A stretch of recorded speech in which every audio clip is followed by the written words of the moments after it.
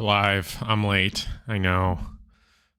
Just busy at the shop today. Went into work and Pokemon pre-releases means a lot of people, you know. So I'm getting situated right now. We're gonna get you guys some games. It's Eagles Nest. It's Thursday, May or July 9th. It's crazy to think we've been doing this for like 2 years now, almost 2 years. It's kind of humbling. I'm glad that it's one of those things where I'm glad this is part of my life, you know? Let's see who I can find. Ben? Let's get Ben. Let's get Ben in. Oh, someone's playing Gamamon. Yeah. Let's get that. I'll get some lights going so you guys I'm not like in the dark of the night. I do have to obviously switch some things. Again, I'm late. So we're gonna switch some of my framework to where are you? I'm gonna hide that. I'm going to change it to the Digimon background one. We're just off the back of our Gundam finals too, so bum bum bum.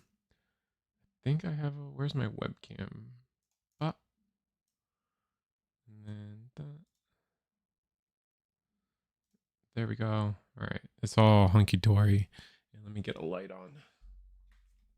I got this new light and I think it's awesome. I think it works really well. I just need to like set up my room with like permanent light, I guess. I don't know. That should work. Let's get some music going. Take my glasses off because I don't need it. But yeah. It's like we got Bennis, we got Gamamon on one side. So let's see where we go from here. I got some goodies to show you guys. Anyway, how's everybody feeling about Shambhala? I think definitely TB stands out as the best deck in Shambhala, but I know there's that huge conversation to have about the Greymon OTK deck that's like going around. Kind of strong, kind of good. I don't know how real it is competitively, but I think there is probably some counterplay to it as well. So I'm not super worried about it, but it's one of those like we'll have to wait and see. Like if it has the chops to take a tournament.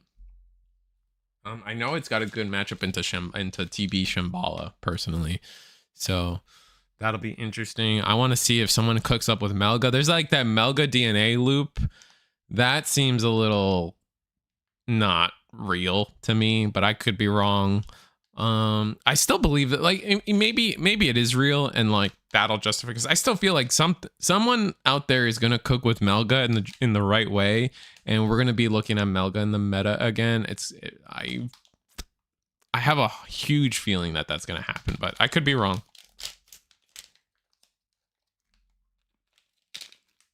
Need some sour Skittles when I'm out. But we go all the way into Kaguya. Kaguya, when Digivolving play Searsmon, that should get rid of the Gamma. Play get rid of the Gamma, and then we're gonna proceed to end of turn, swing the Kaguya. And now it's gonna be, what did we swing at security or did we swing at Serious-mon? We'll have to see.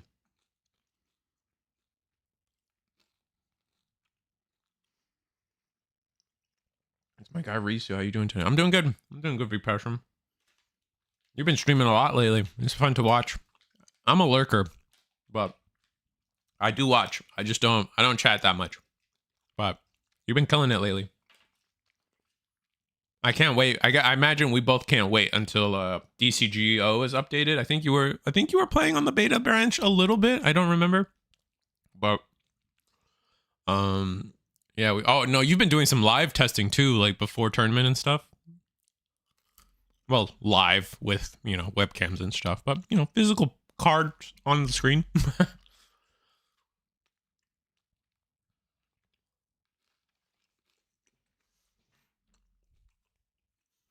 So we do get rid of the Serious Mom.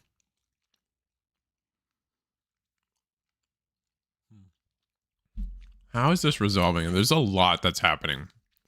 Once the Kaguya dies, like so much is happening, and we haven't played the Kaguya yet, so we haven't even procced Fortitude, so I don't have to see how this all resolves because it gets really complicated really fast. Have they? Did we get a new card? Did we get something other than the stupid? Oh my god, I know you guys, I know people out there love Appmon, but I'm sorry, man. It's just bad every time.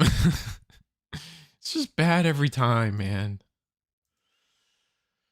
Not that reboot's bad, but it's like obviously not good enough. Now every day almost at 6 p.m. ish. PST is exciting. In a few hours, maybe. Oh, okay. So I was gonna maybe my leaks channel's behind. Like we got something other than the Appmon option, that white option for Dantemon or whatever. Or is that the only one we know of right now?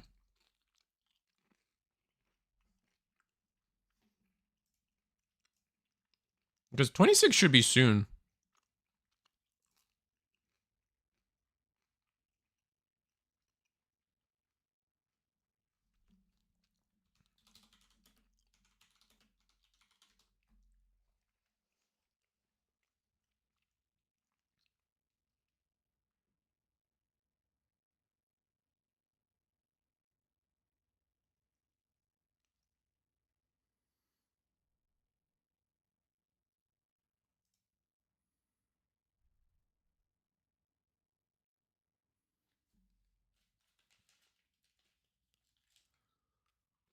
There we go.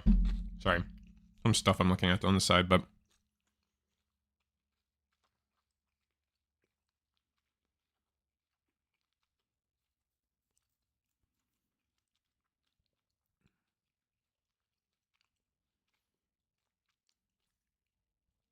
some stuff I'm looking on the side, but we did refill the board.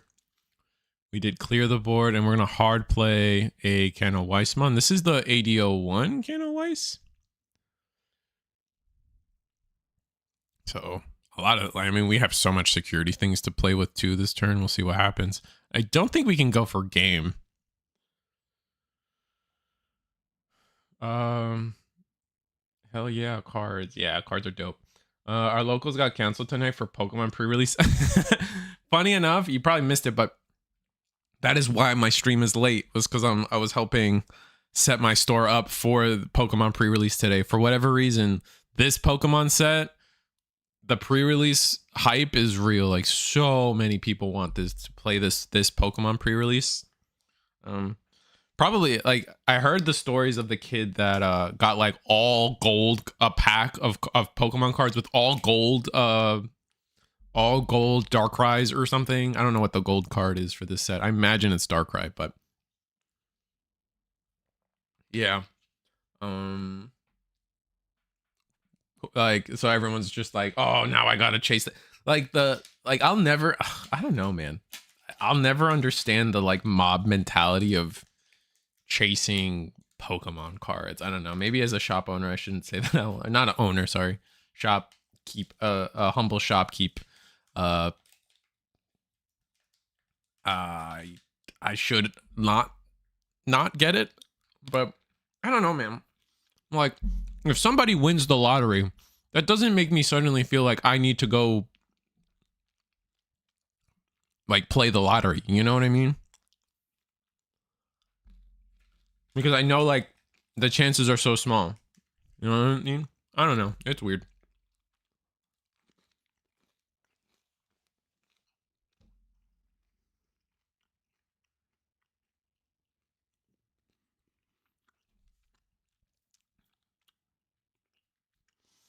But man, we were able to fully rebuild this Serious-mon. Or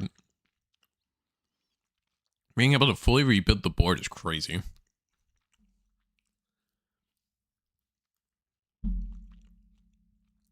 It's like we decided to delete the Kaguya, then we Samujins are, I don't know what shortcut word are we gonna use? We're gonna use the TB arrival card. I don't know. I'm gonna use the delay option to play as Sandwiching. We still have all of. Still have. Oh, we're gonna go all the way to Proximo. Wow. Okay. That's nasty.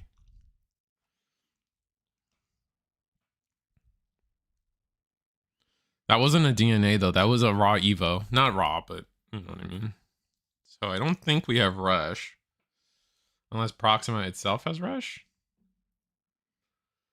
Oh, we're going to end the turn. Oh, no, we're just playing stuff because of Proxima. Oh, no, they're getting tucked under. Okay.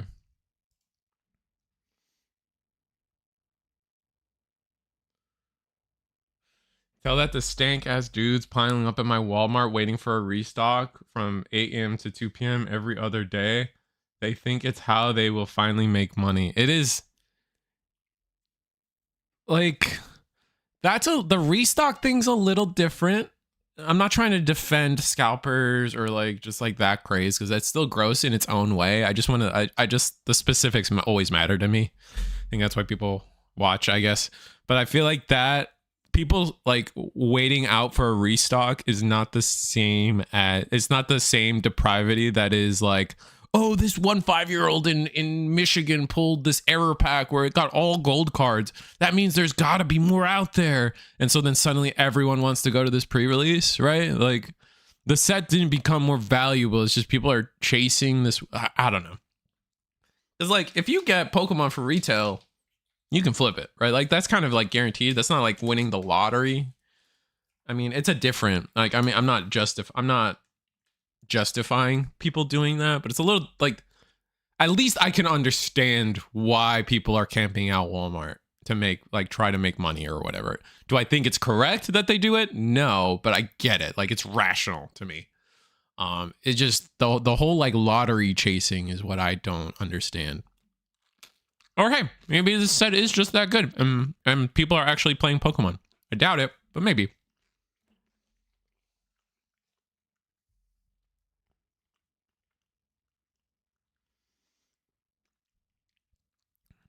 No, this is a nasty board. So we're gonna resolve the on deletion of Amaterasu, which lets us then play Shell. We have to resolve Ascension. Oh no, the Shell is the newest thing, so we're gonna strip the bottom two sources, which cool. And then now get the Ascension of the Amaterasu. I think it's really important you don't forget that. Yeah, so J. Jonah Benison resolving that pretty well. He's a judge. I expect nothing but the best from him. I don't need this. Why did I do that?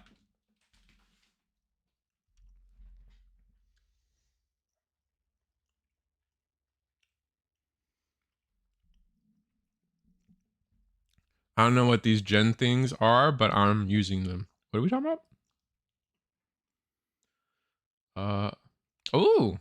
Oh, thank you. That was cool. Why was there's a little turtle. Stay hydrated for 550 joules. Okay, I mean, I got you, bro.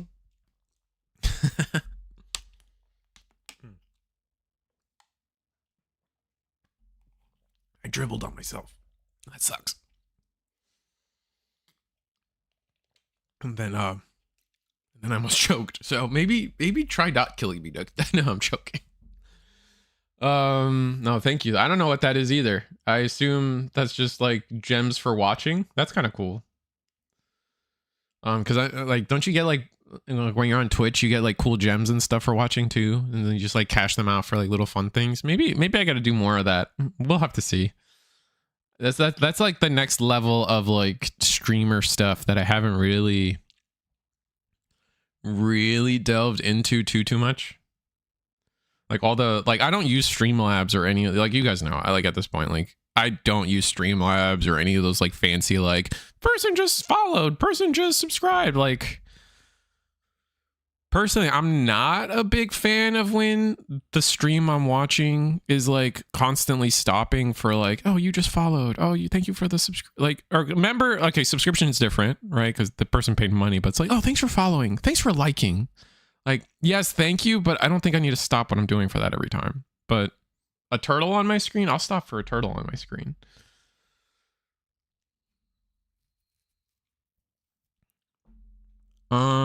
So what did we pass? Oh no, it's still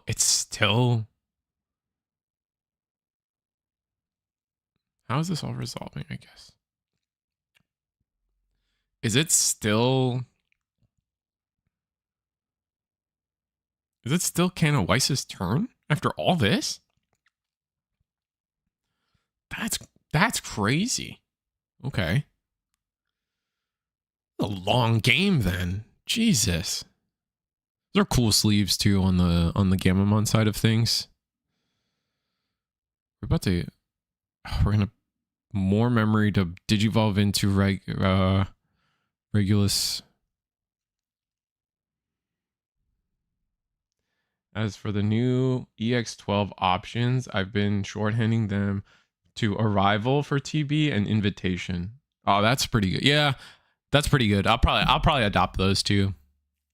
Brat's Arrival and I forgot what the Gal Pal. Oh, I remember what I was doing. I was doing Boy Toys and Gal Pals. So that's what we're doing. And so we delete the Amaterasu. I don't know if I agree with that. I think you're better off trying to clear the board of like especially when you're giving your opponent that much memory. I think like what you want to be doing is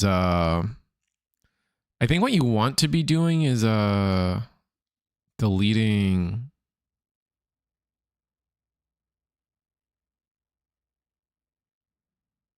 the fours and like things you can digivolve on top of.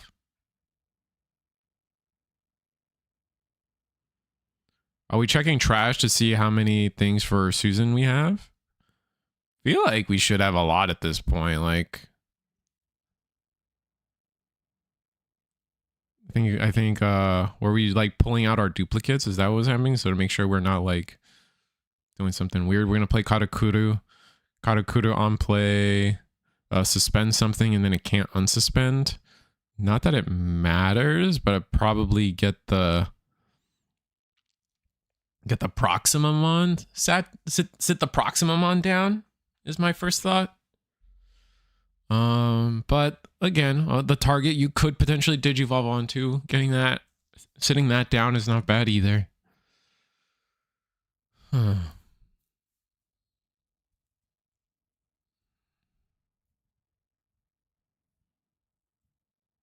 right, what do we got?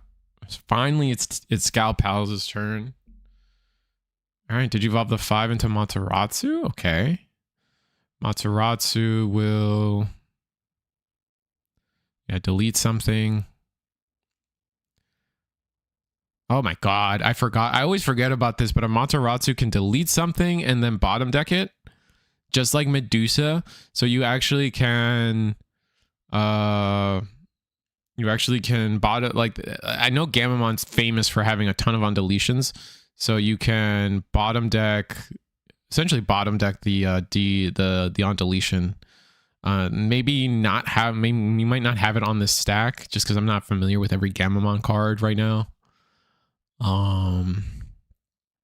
But it is rather nasty and rather nice to be able to touch your opponent's trash like this. Looks like we're getting rid of a Gamamon just for giggles. Set 2. Oh, because we're also looking for colors. So we were trying to get we have red, purple, so we were trying to find another color. So we got 3 colors out of the way.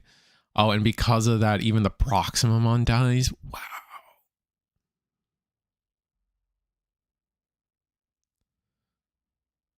All right, that's rough, buddy. Then we're going to swing with the Amaterasu with the Karakuru under it. 12k. I mean, we actually want to die. Wait, we're bigger? Oh, we get because of the wind digivolving. We're bigger. Yeah, that makes sense. And swing Shell. It's a Tamer. The Tamer doesn't do anything for us. Swing Puppy Dog. Best card in the set, by the way, is that Puppy Dog. I don't know. I've told people before, like I'm usually pretty like anti derp. Like I'm not if it's derpy, I don't like it, and I don't understand why people like derpy. You know what I mean? Like Geckomon is derpy. I don't like Geckomon, but I don't know. Maybe because it's a dog. I just have an affinity for dogs, and that dog is cool, man. Oh yeah, you mentioned. Oh, somebody mentioned. You mentioned. Sorry, you had a comment about ME earlier, Spider, that I didn't mention. That I didn't even read. I built my ME deck from one box and almost finished my SW. I have another box coming tomorrow. ME's kind of cool. ME. With that said, I am still a Fields hater. Don't get me wrong.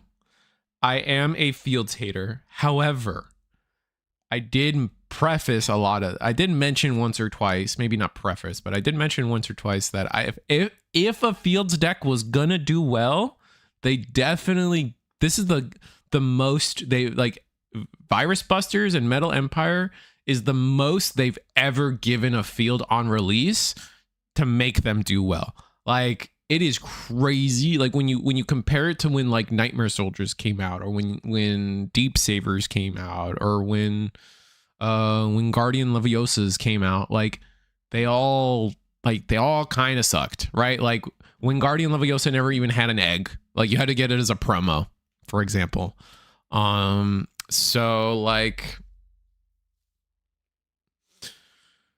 but this is the first time where like they really set it out to like give the fields complete decks this time, and so I think it shows.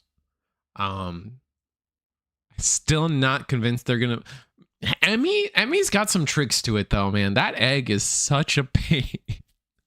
There's some schmoves. There are some schmoves with that deck, man. I gotta admit. I had fun using Emmy and Mario free tournament last night. Yeah, I didn't watch. I should have watched that tournament.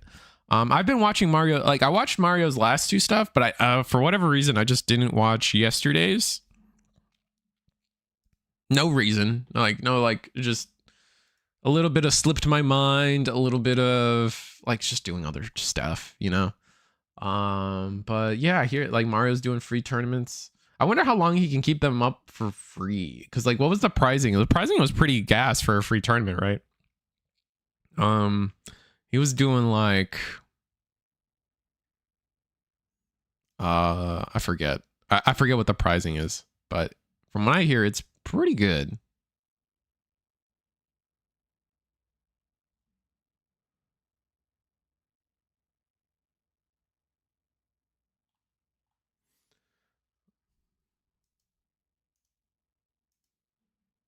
But I'm just glad that someone else is back and doing stuff with Digimon. Like, time will tell if like what the game has become and what he remembers the game to be is enough for him to come back like permanently.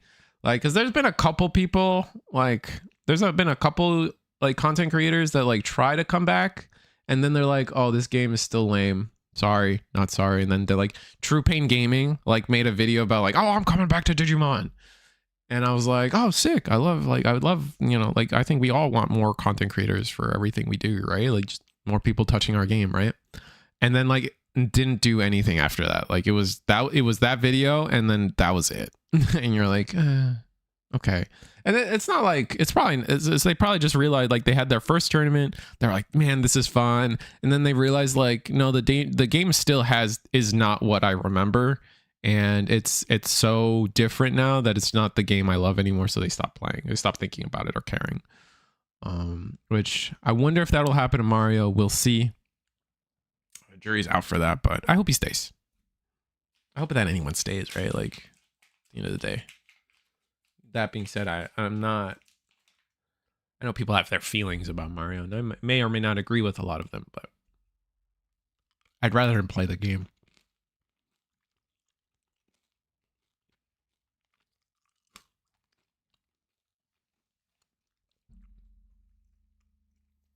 Playmat and money. Cool. That's pretty cool. my locals, a lot of people are making SW. Really, SW. I would have guessed that TB Gal Pals was going to be the most popular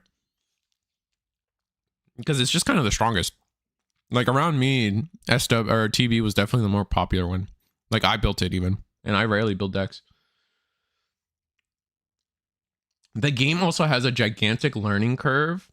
I feel now, especially if you want to play competitively. Yeah, I can agree with that.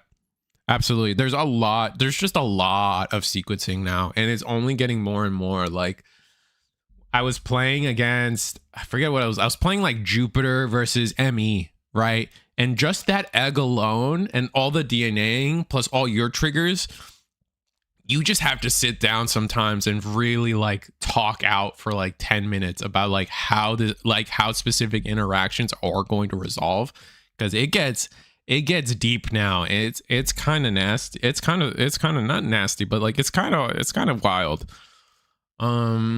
But not the only card pool, but also the complexity has gone up a lot. Yeah, absolutely. Just resolving, I'm going to use magic terms, but like just resolving the stack now has gotten way more complicated, just period. Like I get that it's not everyone's cup of tea, but I really like where the game is for the most part. I definitely agree with you. Like, I've talked about this a few times, so we'll talk about it again while our players are getting. I think TB won, by the way. It looked pretty convincing that TB was winning that game, but you guys can tell me otherwise. But what was I gonna say? No, I love the game right now. I've been telling people since BT25 came out, I don't think like the best games of Digimon, the best game back and forth skill expression based gameplay of Digimon has been played in BT25. Like I think BT25 takes the most skill to play. There are problems though, and that like they're glaring, and I think that's the kind of the problem is like, and we've seen it. We've seen crazy back and forth games, both players going at it, and they get a winner, and you're like, oh my god, that was amazing. And then you have Angels winning turn 2. You know what I mean? Like, and then there's that, and then like that's still just like, it's like a glaring like sore that you just can't ignore, and then like once that gets solved, oh my god, is Digimon cooking. Digimon by far is still my favorite game. Yeah, by far Digimon is still my favorite game. I still love building, like it's like it doesn't compare, like all these other games are coming out and you're like, oh, that's like Magic, oh, that's like Riftbound, or oh, that's like Legends of Runeterra, or that's like this is like every other game coming out. Like you compare it to something else, you literally can't compare Digimon to any other. I mean, you always could, but you guys know like nobody's got the memory gauge, right? No one's like, I guess Vanguard kind of digivolves, but it really isn't the same thing, right? Like the raising area, having a zone where literally you can build a boss monster in your opponent, like there's just so much to Digimon that like it's just like no other game, right? But I was going to say like because it's Donkey Kong talking, and I know you've been playing for pretty much as long as I have, if not longer.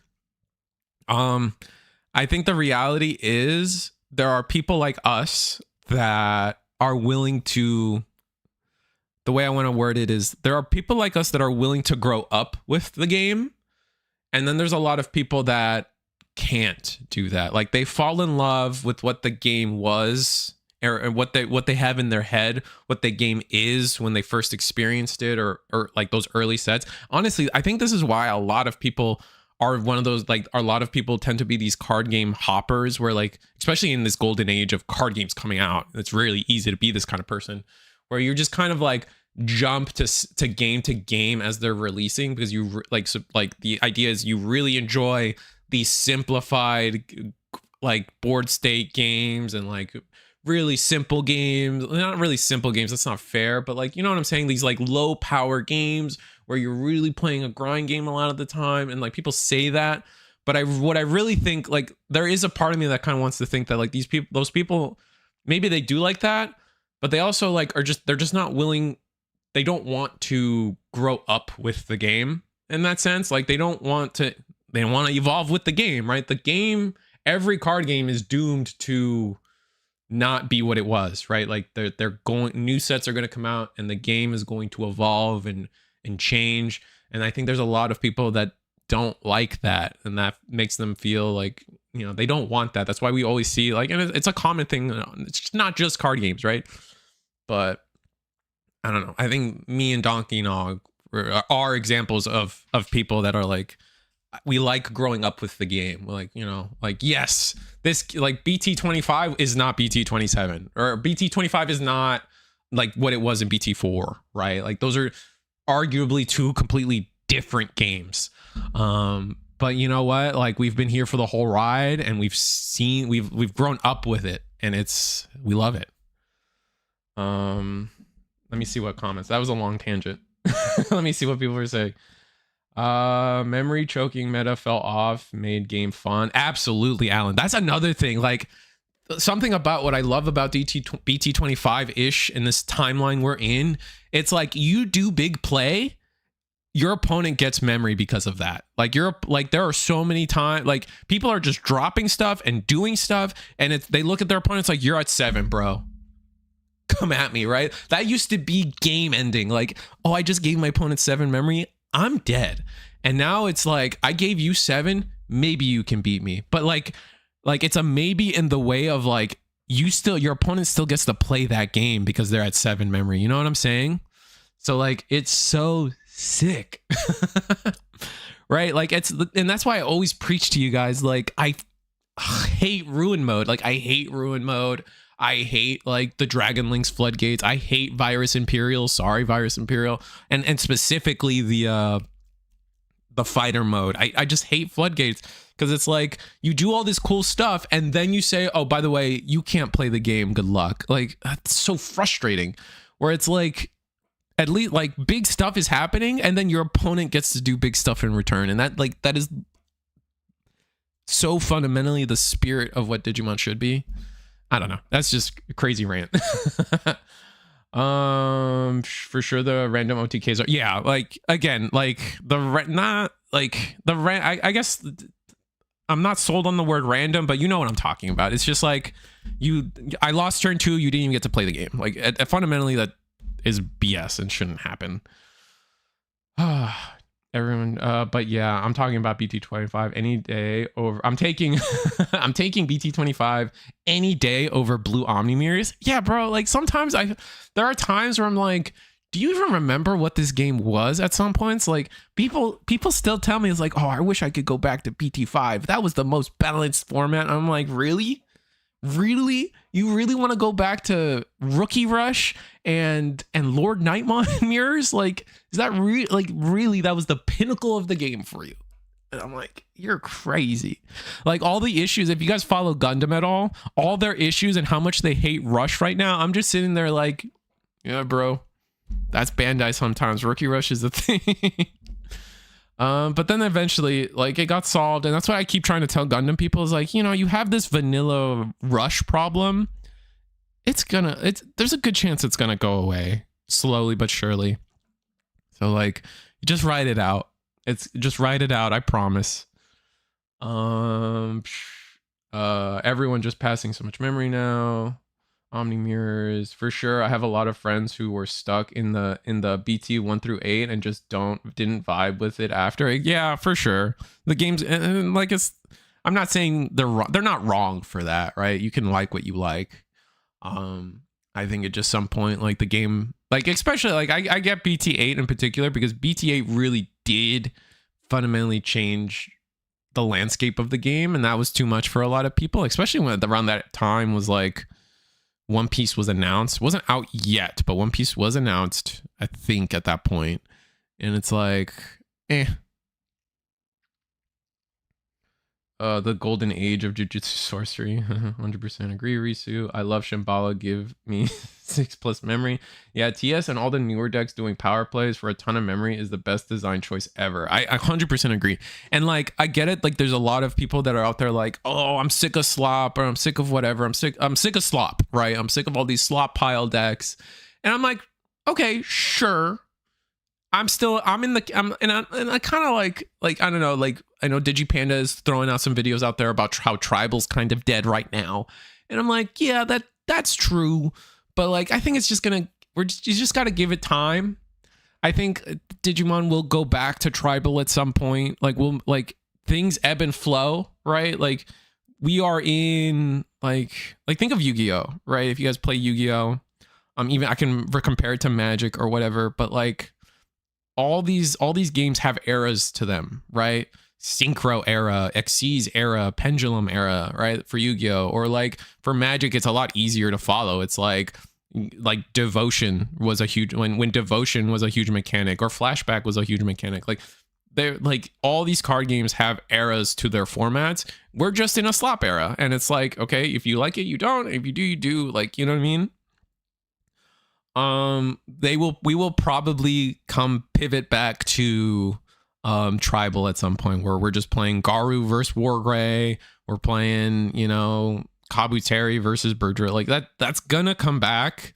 I think we're just in a different space right now for a little bit. Especially because we're in the video game era.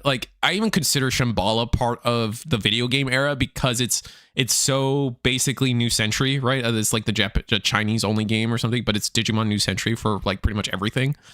We're still in this video game area, and like, as we all know, if you guys are lovers of the Digimon video games, there's not, like, unless you're playing, I guess, specifically Survive, but even Survive had branching trees. Like, the whole point that, like, the video games are what explore the diversity trees of Digimon evolution. And so you're just naturally going to have these slop piles, right? Because they're trying to express in the video games just how diverse those Digivolution lines were. And you still get a little bit of your like individual lines, like, right? Obviously Agio has his whole thing. There's like the intended line for everybody right now, but like they're still trying to like, spread it out.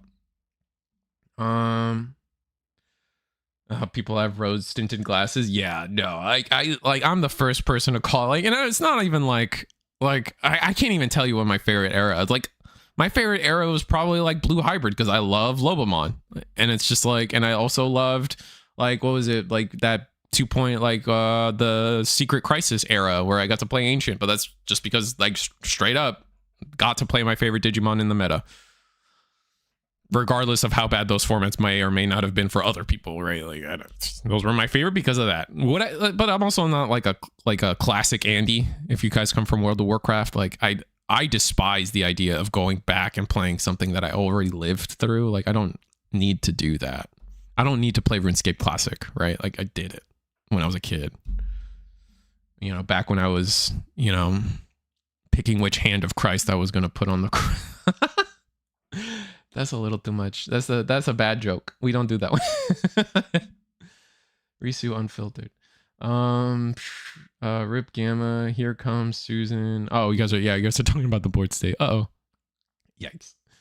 I stopped playing Yu-Gi-Oh when the XYZs was about to end, and that's fine. That's sort of like, still my example. My example holds up.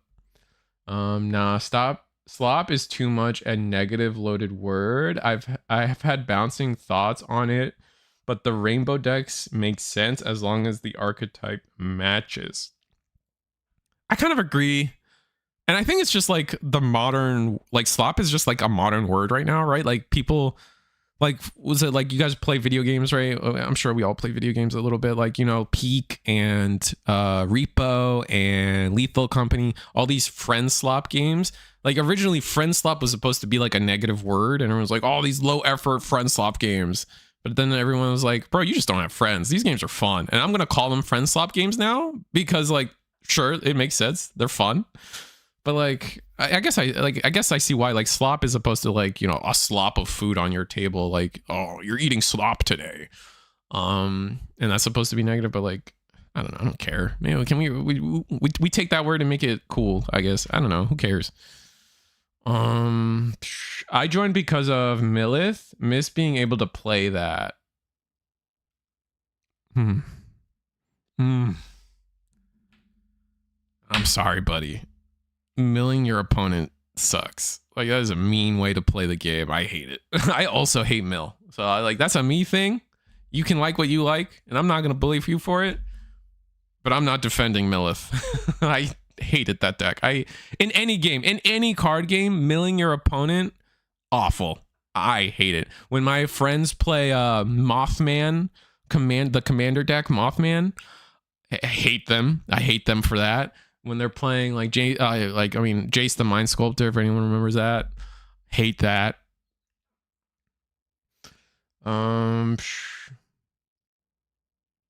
To me, slop design is slightly related that are held together but maybe by color, but no cohesive game plan other than that. So what you're saying is, like, honestly, with that definition, the only thing was, like, I would argue that CS was the only truly slop deck, and then everything else is way more like intended in an archetype, right? Because like CS had definitely a ton of cards that don't even work with each other. They just had the CS tag because like they were in CS, right? Or Cyber Eden or Cyber Sleuth, whatever. Outside of that, like all the adventure cards work together, right? For the most part, I think all the data squad stuff kind of where I know there's a little bit of like yucky with the Thomas stuff not working quite as intended. So maybe data squad will be considered slop at some point with enough like iteration. But it's hard to call like, right? Like it's hard to call Gal Pals TB, Shambala TB, Gal Pals slop, right? Because like all the decks just work, all the cards just work in Shambala. Like all the TB, if it says TB, it works with it. And you're like, oh, this is cohesive. Because I remember for a short while, it was called Trait Slop or Trait Soup. Okay. When I found out that Millith Digi evolves from Lady Devi, I was like, hell yeah. Lilith from Lady I mean, yeah. I mean, that's like usually the intended line for what's her name? Lilithmon. All right, let's see where I can go with this.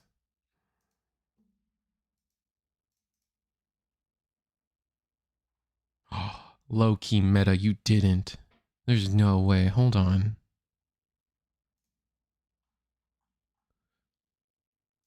Hold on. My goat. No, less my goat because they're playing this version of it. But I still want to see this deck play out. So it is definitely very interesting. You guys probably have heard the news about a Garu list going around using Mad Leomon to just like DNA loop people. So we'll see how that goes. I will flip the cameras in a second to get the memory markers touching for you guys. Let's see. Oh, and we're using the BT5 or 6 mats. Interesting. Only with only 3 memory, we just lose this, right? Your opponent has stuff in the back. I mean, I guess you could Louis here. Louis goes so hard here, but we probably aren't on Louis, honestly. EX12, 7 cost. Oh, that's the level 5. That's the DNA Garu. And then we're gonna nice. I love these proxies, by the way. I respect the hell out of proxies like this. This is gonna be the Melga. It's gonna stun the Lady Devi. And you strip 4 sources. And then bottom deck. It's up to, so you don't have to pick all 4. That's net, and you stun the Asuna. Wow. Oh, brother, I knew Melgo was real. I'm not a fan of this weird like DNA thing they're doing, but everything else, man, I knew Melgo was gonna have some teeth. I believe.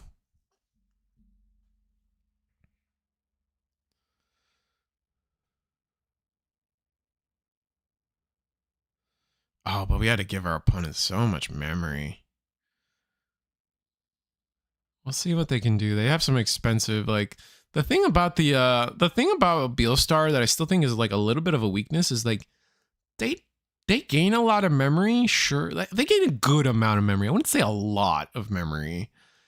But what they do it at a cost. Like it's expensive. Like you're about to see, they promoted rookie. They were at 7 memory, and they've already had to use like half of it just to get to their level 5. That's kind of like not as efficient as a lot of other decks can be, I feel. So maybe we're fine.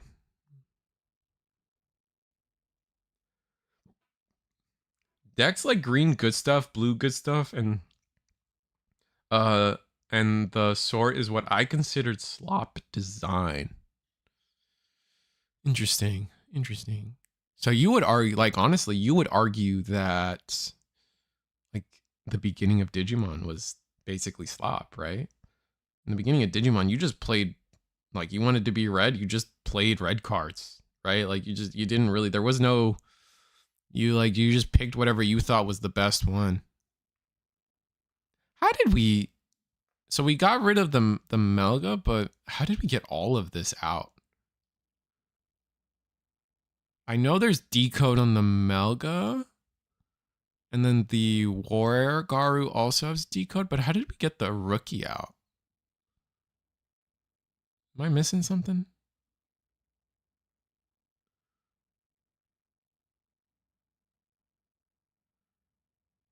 We're about to draw so many cards, man. I love Melga. This is so cool.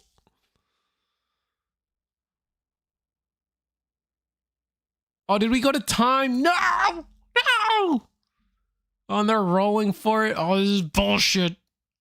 No! Damn it. Oh, I'm mad. I'm so mad. Metalgar lets you play the rookie too? Is it decode? I guess I have to reread. Because I know decode is one Digimon. But is there like double decode or something? Let me double check. Like I could be misremembering the card.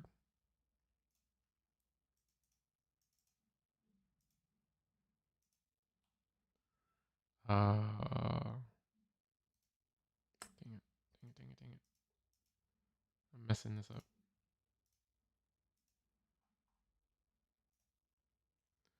Decode a level 5 or lower.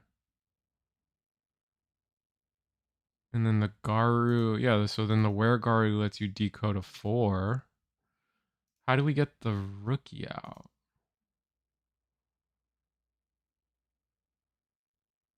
I'm just assuming I'm obviously missing something, but me.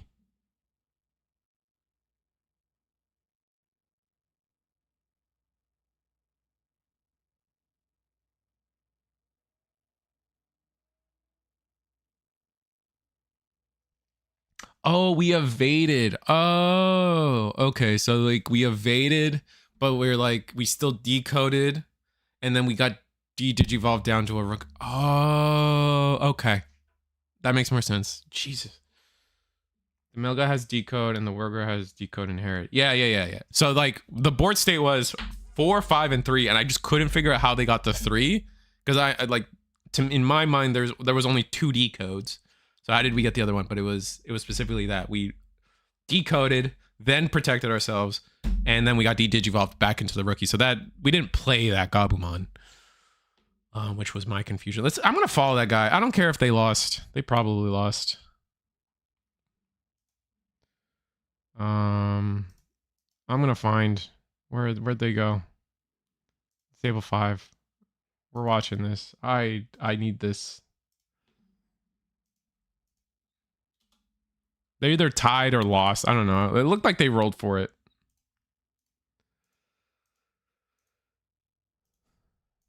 That's a cool playmat though. Like that Mirage playmat is kind of sick.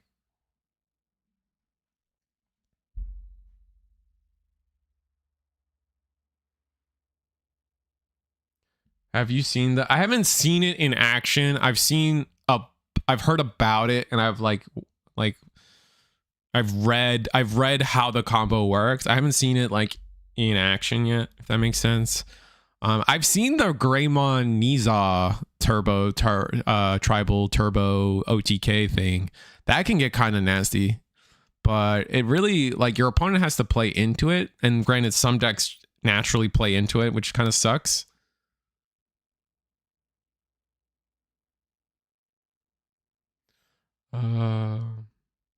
Maybe I didn't play this game until BT13, so I don't know how early Digimon was. That's fair.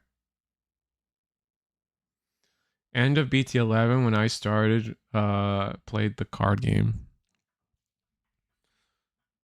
I would say BT11 was like, I still think, to me personally, BT11 was the worst format for the Western format. I think the worst format of all time was probably... This is a me thing. Like, I know some people argue that Blue Hybrid was the worst, but again, I was playing Lobomon. Your boy was happy. But I think BT11 was the worst. Like, that is like the only time I've crashed out in this game was BT11, of how just utterly dumb Black War Gray was. Like, I hated that deck. Still do, honestly. It was so bad. So bad. The other time it's like, the other times would be like Numemon format was pretty bad, but wasn't like awful. Like, it was like, I think that was like pretty close to tier 0 was Numemon, but you at least got to play the game. That'll always be my defensive things, is like, if you get to play the game, then it's not that bad. Black War Gray would not let you play the game. That junk was miserable.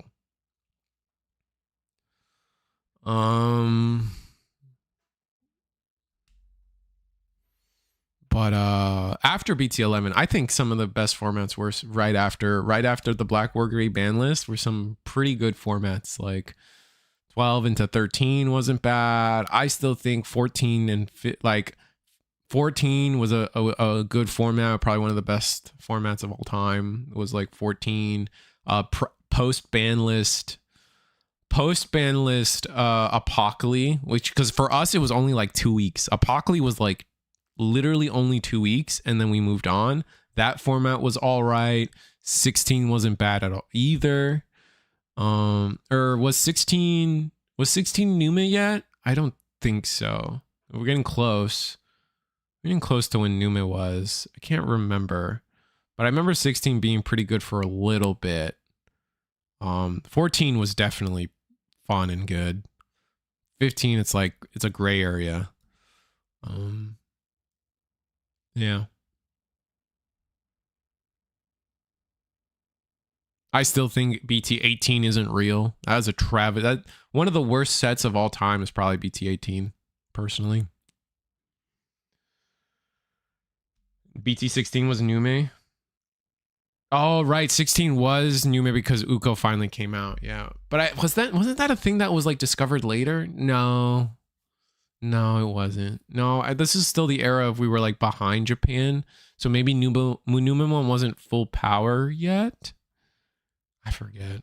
There's certain timelines, like, because like everything is like in retrospect to itself too. Because it's like, okay, we know what I'll remember what happened to Japan, but that doesn't necessarily line up with what happened with us, because at this time we weren't getting promos at the same time. Our ban list would hit at a different time than theirs.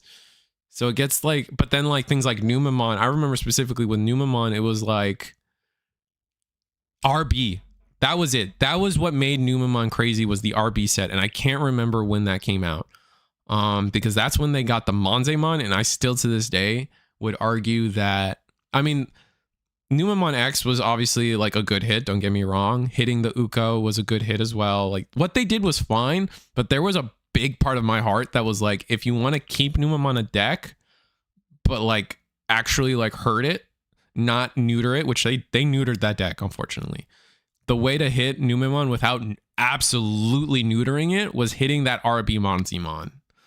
That was my take. If anyone wants to remember, it wants that on the record. That was my take. Like, if you don't want to kill Numemon, but like keep it around, hit the Monze. They decided to take Numemon out back, which was, you know, I'm okay because I'm not attached to that Digimon, but I know there's a lot of people that like that deck. So my most hated is probably BT 11 or 13. Was 13? 13. That was Royal Knights with the burst modes.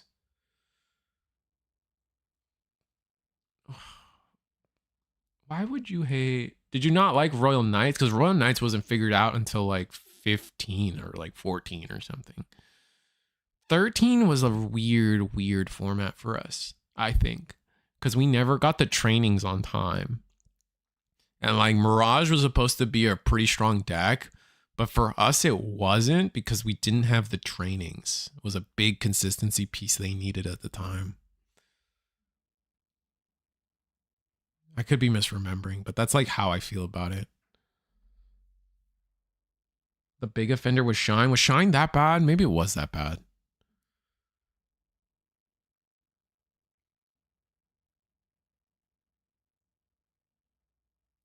I still remember 14 being good though. 14 was great. I'm never going to hate on 14. Oh, you know what? Yeah, because they had to hit the Geo Gray because the Geo Gray was just too good. Okay. I think I'm following. Yeah, 13. I mean, maybe I just didn't play that much of 13. I was still sour. Well, I was playing Hunters. Hunters was fine. I still think Hunters was a fine deck. A lot of people hated Hunters because they got to play the game every turn, but I'm like, this is what Digimon should be. And look where we are now. Everything is Hunters.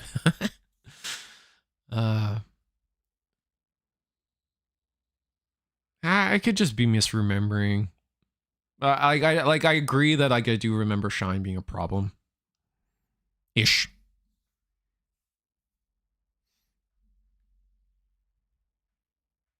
But like, I don't think Shine was as bad as Numemon or Black Worker.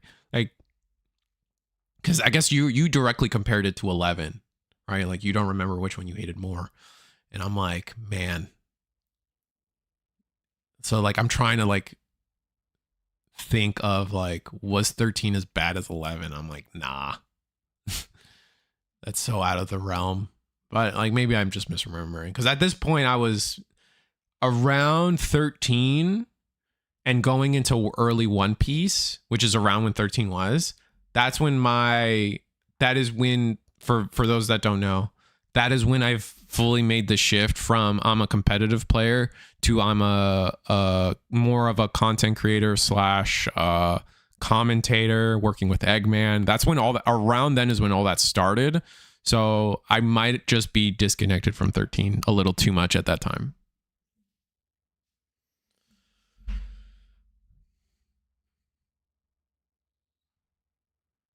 Are we bricked on rookies for Melga? That sucks, especially with this mat, man. I love this mat.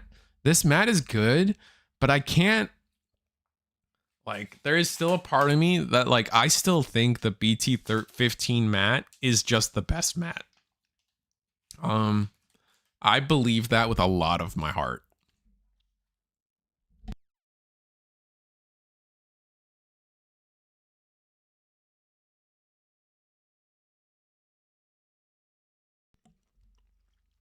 It made me crash out getting high rolled by Shine. That's fair. No, Shine was bad. Like, Shine, yeah. I do remember like the potential of Shine just like killing you. And it was just like, at the time I was like, this is annoying. It's like turn 2 Angels. Like, it's the same vibe. It's the same vibe.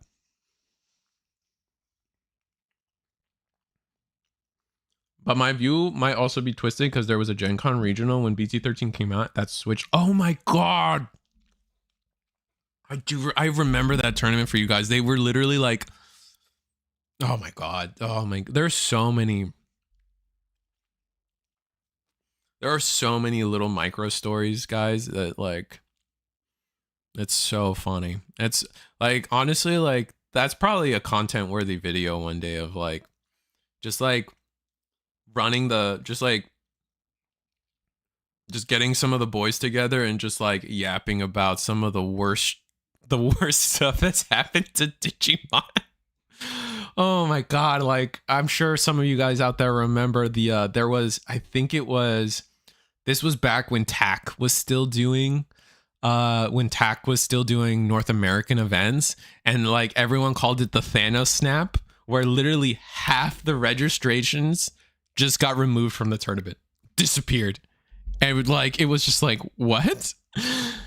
Oh my god. Like I remember, like if you guys remember Lewis the Panda, I'm still good friends with him, by the way. Like he was so mad. Like he was like, I still think people view him as like, probably like people view me as a nice guy, but he takes that nice junk and to a new level, right? Like to like he makes, oh man, he's like giga nice, right? Like he makes me look like a criminal, I would say. And he was crashing out. He was so mad. He was like, this company sucked. Da, da, da, da, da. He was so mad. Anyway, we've got Virus Busters versus the Melga deck, and Melga finally found a rookie. So with all these boosts and stuff, the Virus Busters might be able to like cook here. 2 memory. We're on the Geogray. Not Geogray. We have the Greymon and 2 bodies to DNA. If we got the Weregaru in hand, we DNA into 5 for free. And then Evo into a level 6 for free. And then we have the Virus Buster field spell set up. Like, we're cooking here. There's some stuff. We'll have to see. Yeah, Lewis. I mean, Lewis was the inspiration of me even getting started. Like, we used to be roommates, and stuff. So, yeah, he was great. I miss him. I mean, I'm still friends with him. I miss him being part of Digimon. He wanted to get into Riftbound because he's a big League guy too, but it just wasn't. It wasn't a game for him, and he's just doing other stuff with his life now.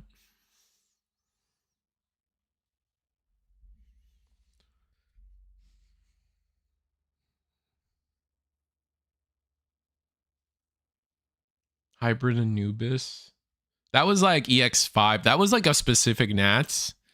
But that Nats was also like I day 2'd that Nats on blue Melga when a lot of people didn't believe in this was EX5. That tournament was a weird one because everyone was on Anubis, right? Like everyone was like, Anubis is gonna be sick. It's the best deck of the format. It was. And then like Levi was slept on a little bit, but it was around. But like it was like most people were like, oh, it's purple Melga or bud. Like purple Melga is the best one, like 100%. And I'm like, it was me and a couple other guys, like, and I like we were all just like, I think blue's just better. And like I think blue's the only one that day 2'd when it came to Melgas. And it was kind of sick. I was pretty proud of that. It was one of those like, you know, it's like you take a deck you believe in and it actually worked kind of thing for me. And it was cool. Yeah, EX5 was so, oh my god, the things I did to people. So good. So good. Still some of my most proudest, like, oh my god. That was so good. I'm as much as I love Lobomon, that was probably to this day my favorite deck was playing EX5 Melga.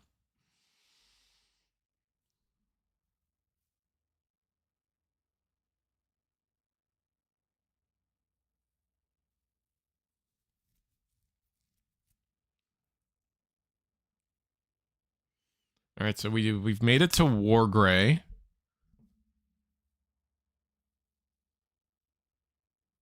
And just resolving all the cards, all the effects of War Gray. Make sure we delete. Are we not going to decode? Do we not have decode under there?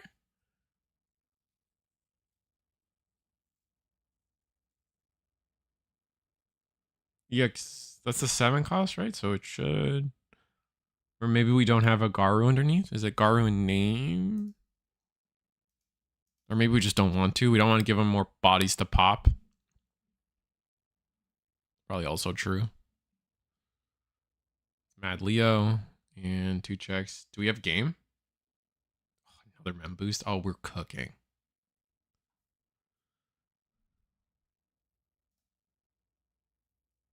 Oh no, the 5 doesn't have decode. Excuse me, it's just the inheritable. That's where I messed up. Anyway, let's sit back and enjoy the Melga shenanigans this turn. We're gonna promote, we're gonna draw, gain a memory, and then we're gonna discard, draw a card. I don't see why we wouldn't do that unless we like literally have specifically the 2 cards in our hand that we want. Doing the, is that a win moving? Is that Gabu? I guess, no, it started main phase. So it actually technically did that the wrong way. I think you legally have to do the mat first. Even though, regardless, it's better to do the mat first, but I think you have to do the mat first. Let me double check. When one of your Gabumon in the name moves from the breeding area. Yeah, you have to do the mat first. So, whatever. It's fine.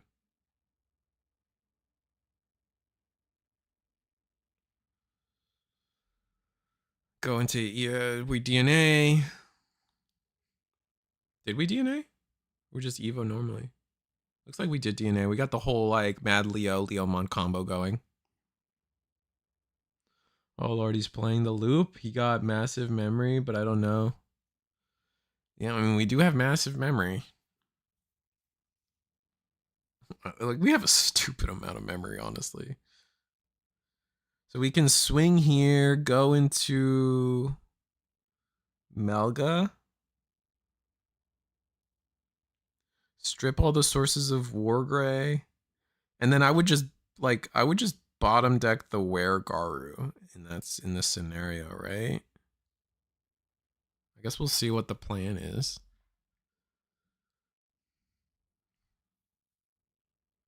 Pop boost. Okay, go to 8. We're gonna hard play a 5. Are we digging? Play the rookie. Digivolve Gabu. Okay, sure. 2, 3, 4. We'll take 2 cards with Garu. You do have to discard a card there. Be careful.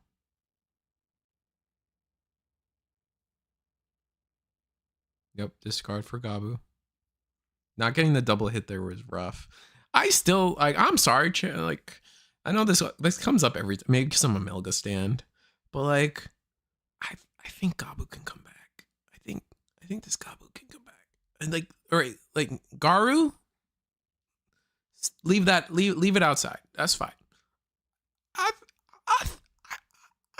think Gabu can come back. That's just me. I think Gabu can come back. He's just a searcher. It's fine. His inheritable is tribal locked. It's not generic. Especially nowadays, like honestly, like real talk, nowadays, everybody's searcher is getting 2 cards. And this Gabu forces you to discard a card. So, like, me?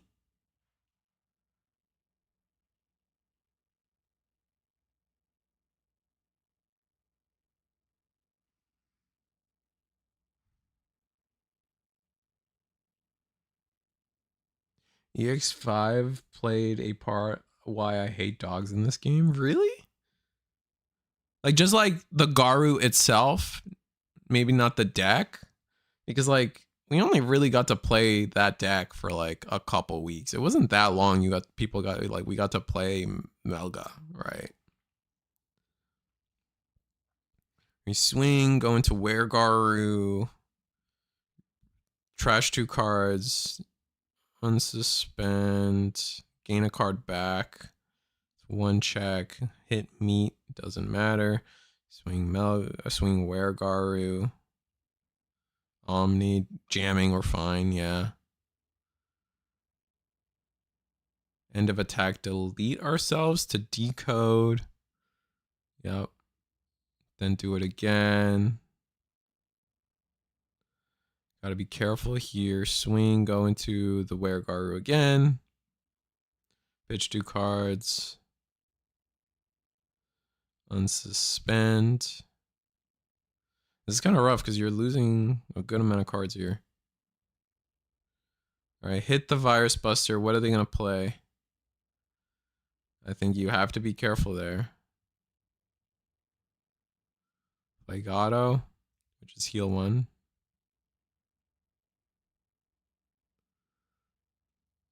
Play Mad Leo, which Garu draws you a card.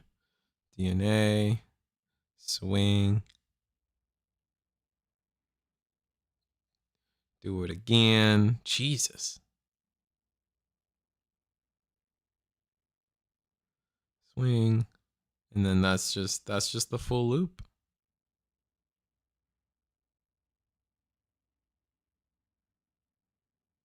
Yeah. It's definitely nasty. It's definitely gross. Man, and the Leomon's enabling all of that. Everyone's like, it was funny because like the first thing people were like, we're gonna ban the Garu. I'm like, we wouldn't ban the Garu for that. We would ban the Mad Leomon, right? It's the Leomon that's allowing all of that. It's infinite once you set it up. It's got to be because you're drawing cards on the Digivolve, right? Because you have to pitch the 2 cards to get the card back. So you gain 1 card for Digivolving into the 5 from trash. And then you get 1 card back when you discard. And then the Garu draws you a card. So you actually never, as long as you have cards in your deck, it's infinite.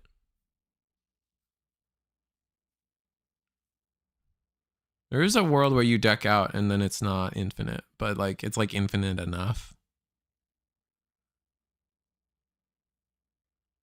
That makes sense.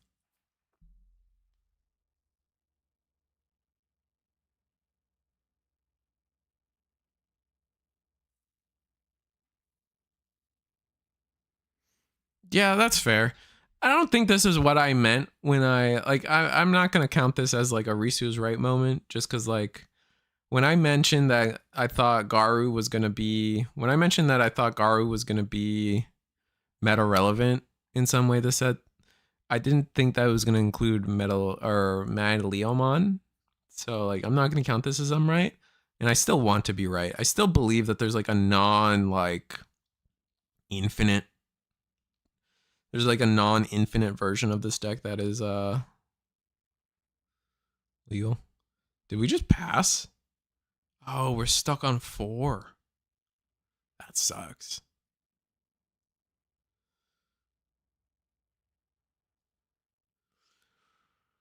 So no boost, no 4. I played against the purple Melga last night, round 1.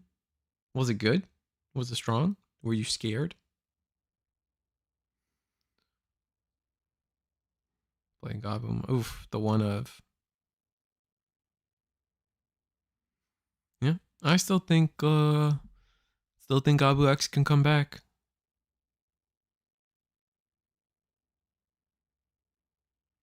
Don't care if I'm crazy for that. And we're gonna hard play the Andrew Woman because we kind of like a little bit of blood in the water, right? We're just like, maybe they don't have it, which I get. Gabumon, discard a card. Discard the 5 to draw a card, gain a memory. So we're at 5 memory now. We get to draw a card for Suno. I don't think we did that.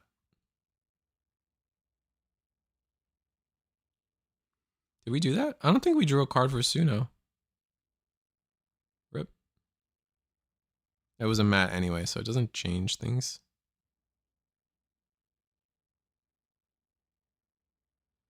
Discard a rookie.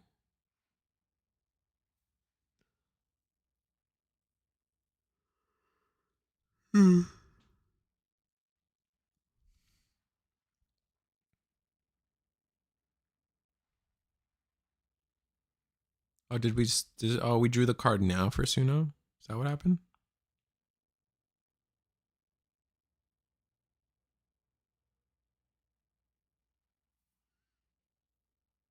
Hard play the Leo.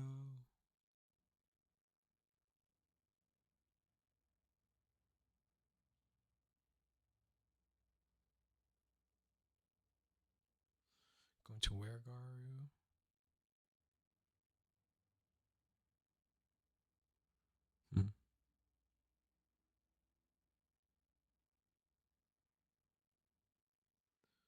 Swing security. Evo from the hand or trash. I think it's Evo from trash no matter what, right? Discard.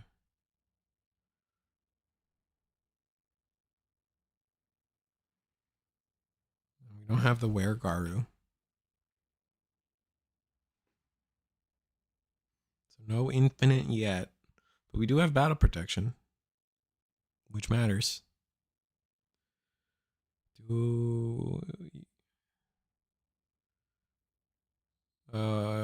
We can decode. No, you can't decode from battle. I always forget some of these keywords. There's like a nuance. Every keyword has a nuance, and it's so annoying to remember them all. Going to EX12. So we went into EX12, Melga?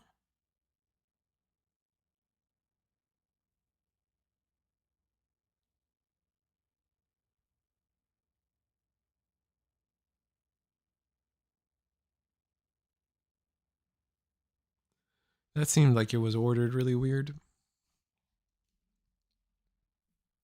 Wait, is that Melga? 035? I don't know if 035 is Melga.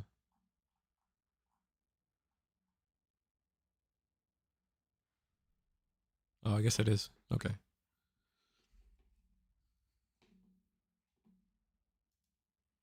So we passed turn on the virus buster side of things.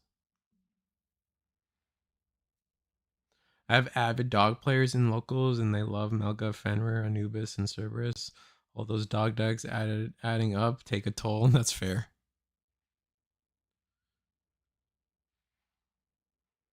Oh.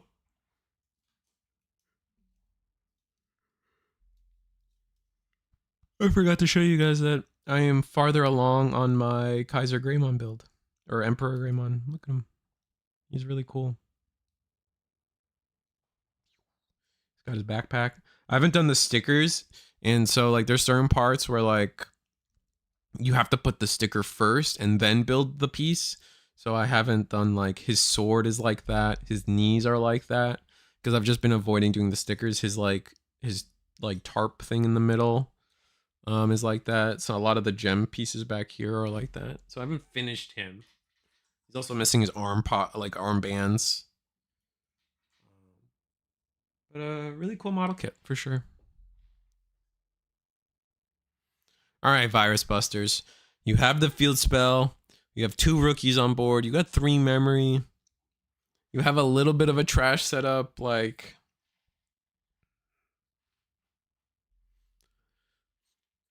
now or never. Just hard play Wergaru rip. Are we bricked on 4s? Damn. That sucks. That sucks bad.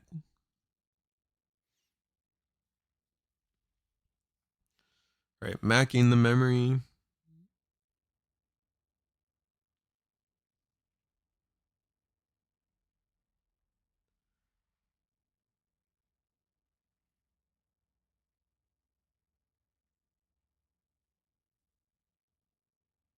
Draw a card for Garu.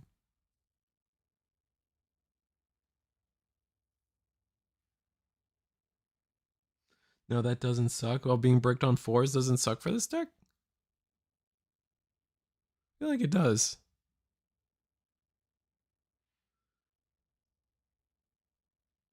The major fault of that deck is a very slow setup. Bunch of decks can either OTK you turn 2 or leave you with no security. That's fair.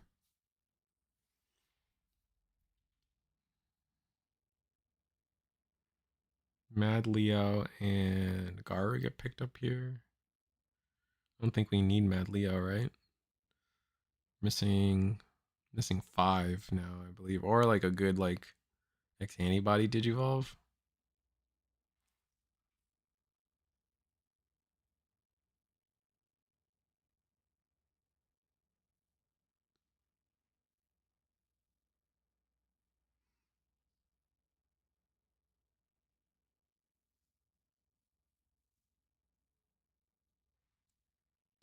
Gonna swing the Garu just to draw a card. I don't think we've discarded at all yet either. And we just immediately die into a, ironically, a Melga.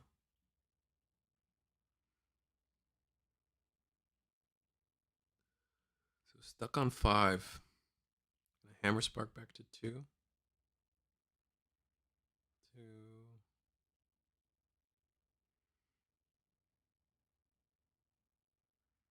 Play a purple mat. Purple mat. Okay.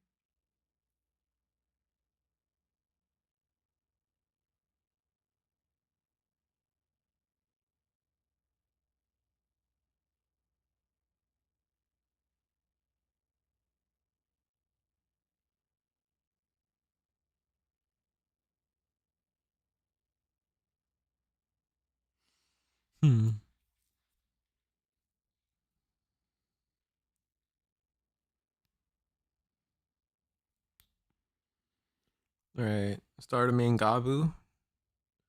Discard an Omni. Gain a memory, draw a card.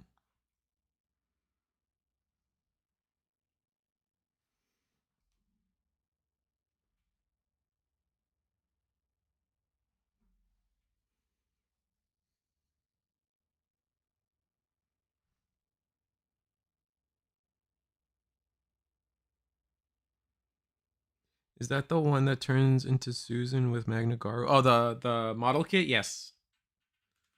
Yes. I had to buy 2 of these. Specifically for that reason.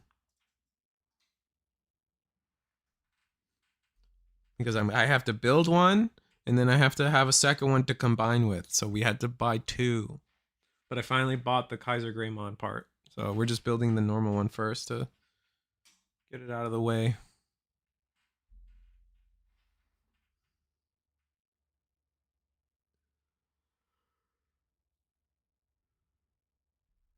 All right. So are we still just bricked on 4s, man?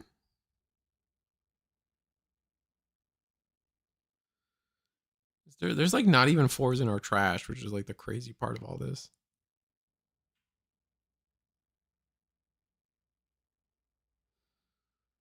Wait, we also like probably don't have 6s because our whole security was 6s.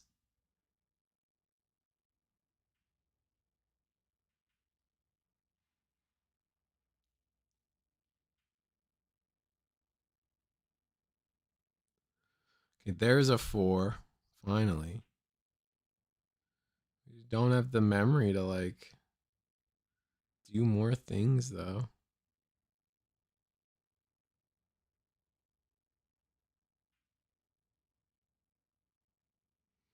Bring back, what are you gonna bring back? I think you bring back Melga here. Oh, okay.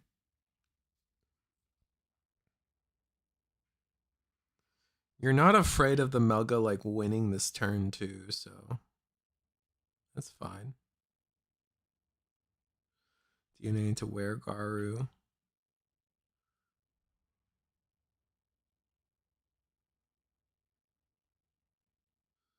Your opponent's gonna have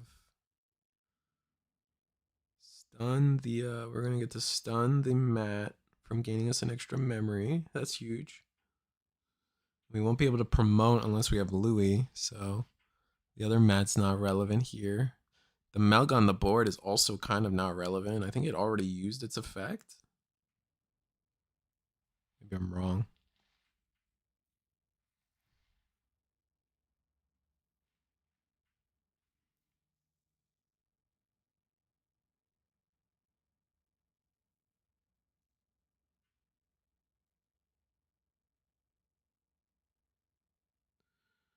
Going to swing, Digivolve into from trash.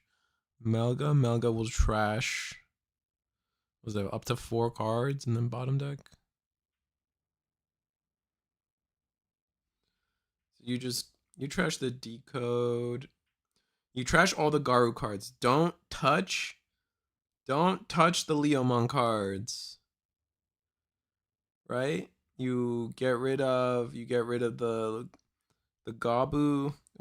There's a Gabu, a Garu, and a Were Garu underneath, right? You trash those, And then, I don't know, for funsies, you trash Suno. Like, do not touch the, oh, that's a, like, because you just get a, you're just going to let them have a body for free, though. All right, because then you get, rip. Right, because you can still do Garu, because it's Garu in name. Yeah, so yeah, we get to decode out the Garu after bottom decking the Melga. So a little bit of a fumble there. Ice Wall doesn't quite matter. Oh wait, you need 4 memory for the combo, right? So if we just have it in hand now, we could still die in security though. We don't have jamming. And we did lose a lot. We did lose our Mad Leo pieces. They were there and now they're gone. So that's a yikes.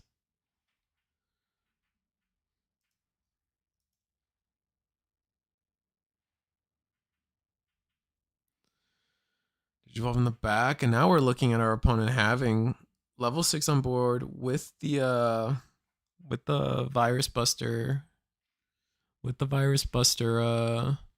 field spell, and a 5 on board. So if you pass the 3, they just have Omni. Oh, but they just have the Mad Leo in hand. Do we have the 5? Because we were stuck on the 5 before, so there's no guarantee we still have it.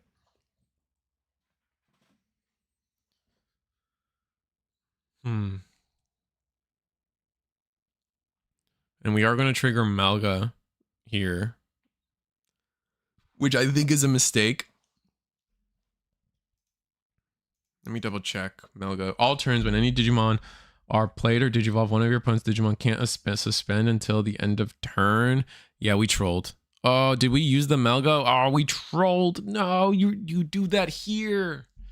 No, you do that here. No, that's so sad. Dang it.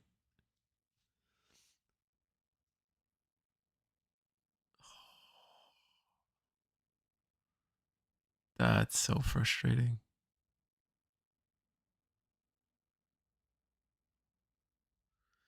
Wow, Ice Wall and security. Who would have thought?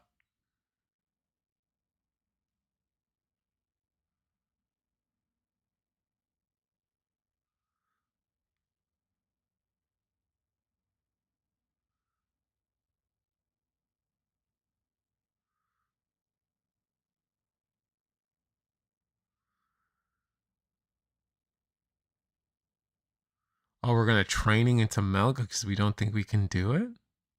Or did we get frozen here?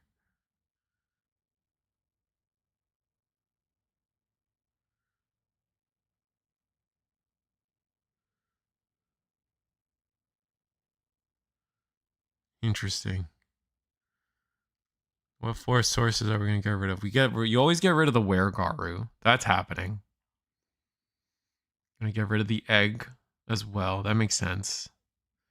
Get rid of the Agu. Oh no, we're keeping the egg and keeping the Agu. Oh. Interesting. Oh wait, but wait, what? Yeah, I mean keeping the egg makes sense. But I guess you're more afraid of Agu?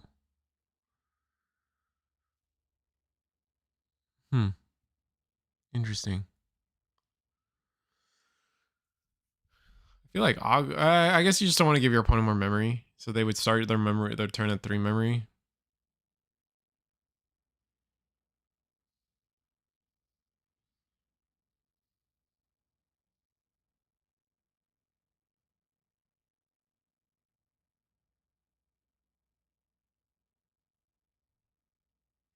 They must have used the Melga effect when they digivolved into the Weregaru and not when they played the Digimon.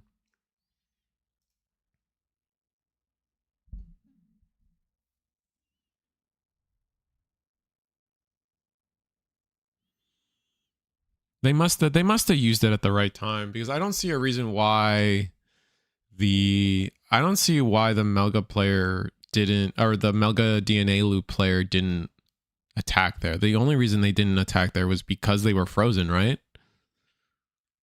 That's the only thing that makes sense to me, why you wouldn't just commit to the combo there. Maybe I'm wrong. Definitely feels like we should have committed to the combo there though. So interesting. We just don't have the draw to make it go infinite, maybe? That's what we're worried about.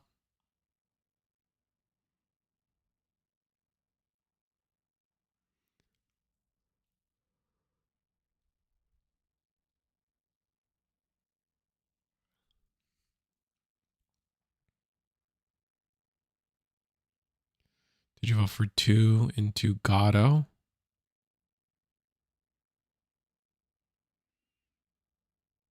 All right, so Digimon Digivolves, what are we going to freeze? It's going to be the Gato.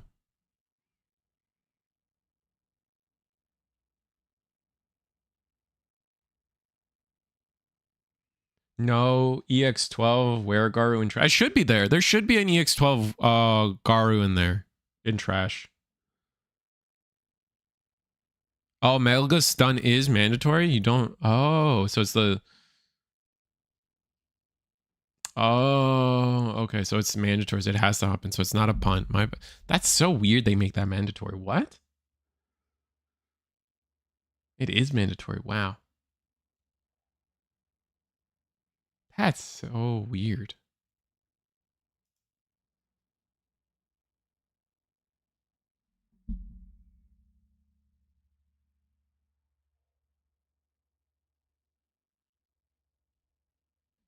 It's not a Yume. That's crazy. So why didn't we loop there? I don't know why we didn't loop there then. Because I'm almost... The first stack had a Weregaru in trash. The very first stack had a Weregaru in trash. So I'm a little confused.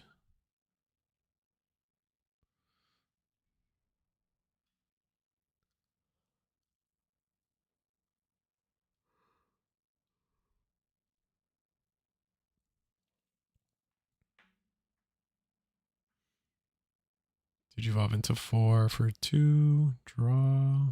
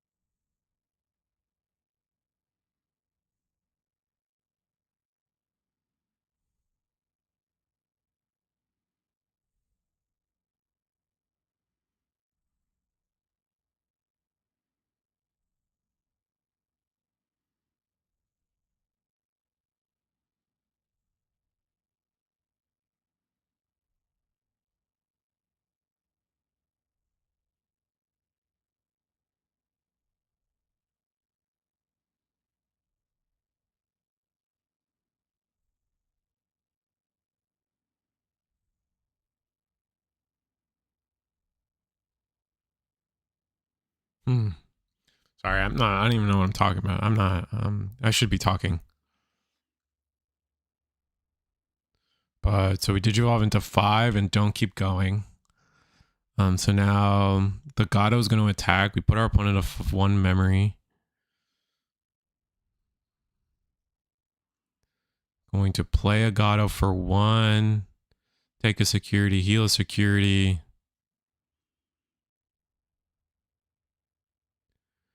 And then just block.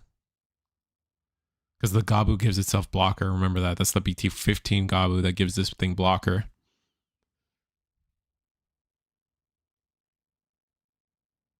I can finally speak after driving. What loop is going on right now? It's a Melga loop that's there's a Were Garu loop that exists right now that uses the Mad Leomon to essentially loop itself. Like you essentially, because of the decode of Were Garu, you can loop into basically just you can just loop into level 5 over and over again and keep attacking for 2 checks or 2 swings, assuming you get to keep turn and no security bomb hits you. But even then, if the security bomb hits you, it's actually kind of rough, I think.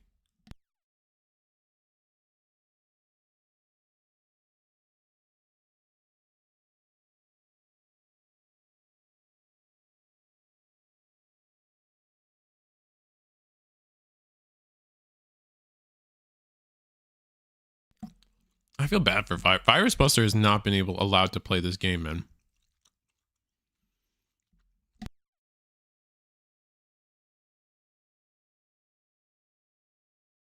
We're just gonna bottom deck without decode because that doesn't matter, and that puts our opponent to 6 memory.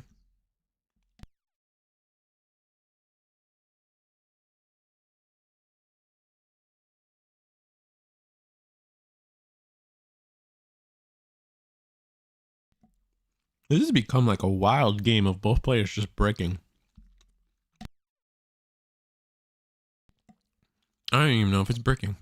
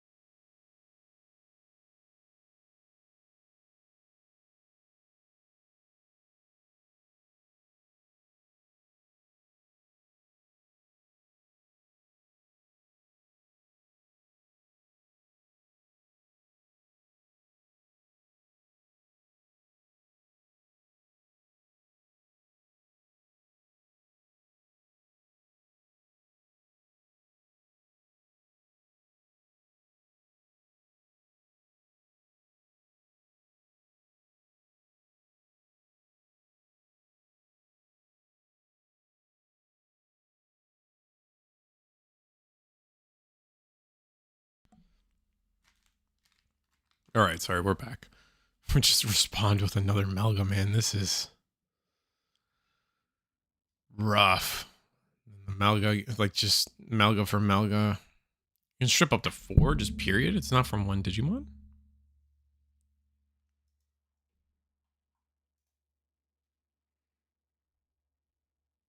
Yeah, it is just 4, period. Wow.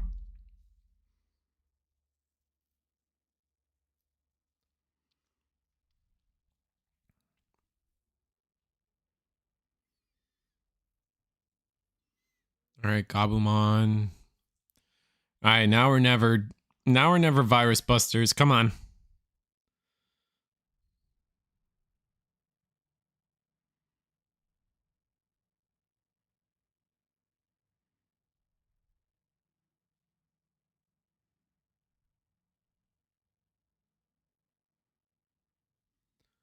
Play Giant Meat for 1. Dang, we don't have enough to get to 6 again.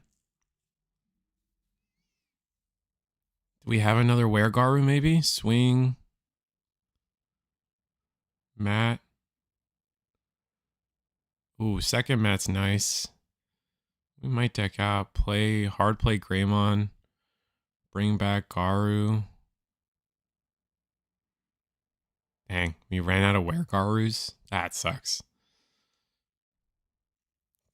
Play Garu. Swing. Oh, we just win because of that. Okay, yeah. Because we swing. That was a long game, man. That was a stupid long game.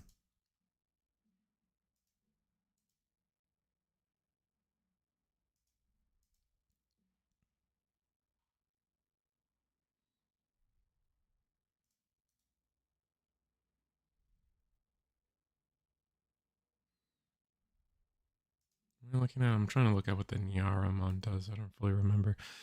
VB trade Digimon and any of your other Digimon may DNA. And that Digimon Digivolve may attack. Got you.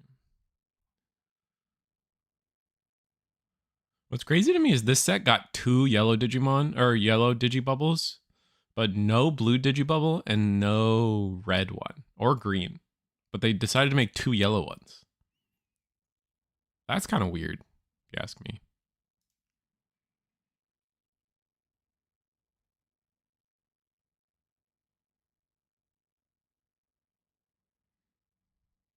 Are they done? Did we go to time with that? That was pretty long, I guess. I don't think Virus Buster won twice, did they? I guess it must be time. I'll double check.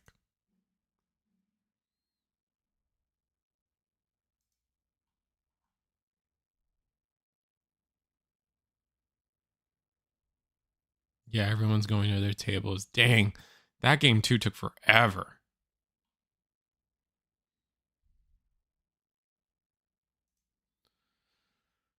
Let's see where I go. I'll pick a table.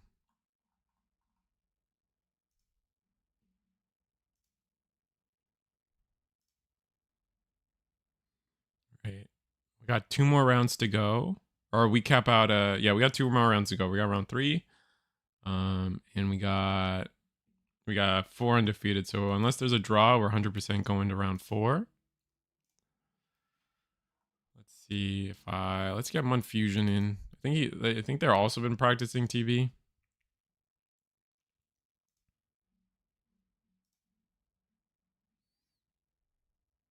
Setup angle's a little weird on this one, but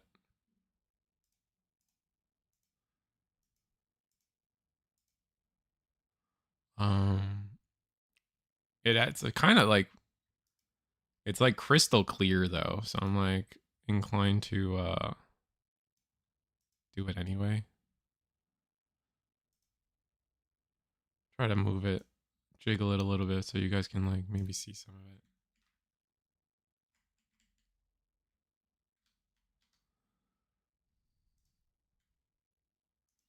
Yeah, the angle's not great, but I mean, you can clearly, the only thing you can't see is like a little bit of the security, but you pretty much can see everything else. I think whatever camera they're using, they should probably find a way to clip it or like put it behind their monitor, but it's fine.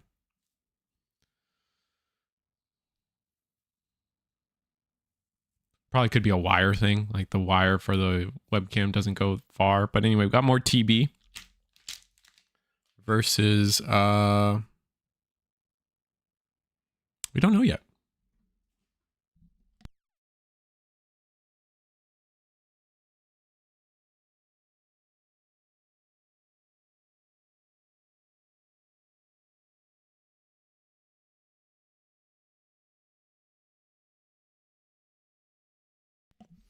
Second yellow egg, and I remember VB egg. I have the limited foil for that egg. The second yellow egg is Mokomon, the Boy Toys deck, the Shambala Boys deck. I don't know if that's what you're asking, but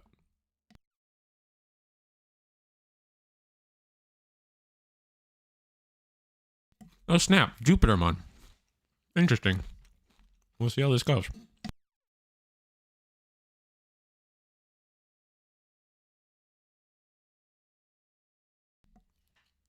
But breaking on the rookie is going to be pretty bad, though.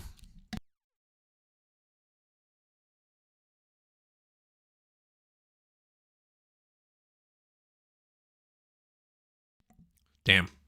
Just having pretty much the full combo-ish right now. Oh, did we miss on 6? Oh, we did miss. No, we did not miss on 6. We have to wait for the secure to be revealed first.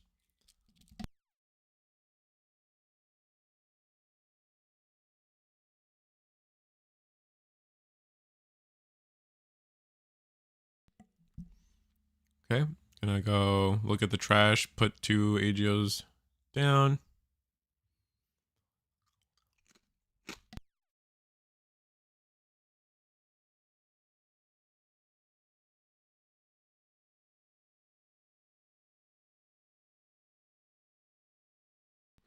Getting the home roast is kind of nice.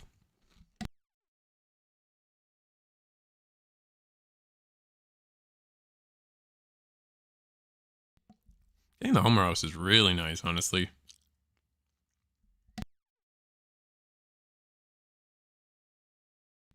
We're also now down to 2 security already. So that's not great. We're gonna pick up back the Shishimon. Play Katakuru off of Amaterasu. Is Ascension optional?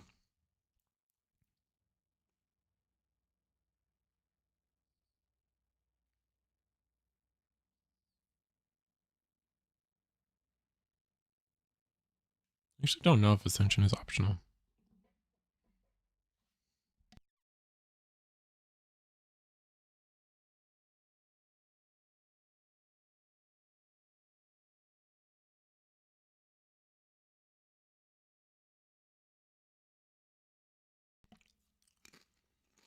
Oh man, we're getting real risky.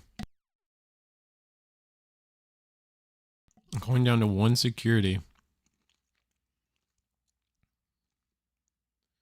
Did you evolve into Joe Juice Blue?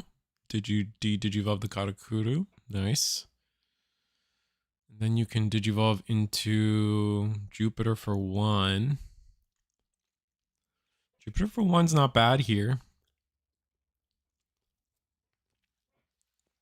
Strokes your opponent to 1, and then you can get rid of both the 4 and the 5, so your opponent can't really do much with just the puppy dog.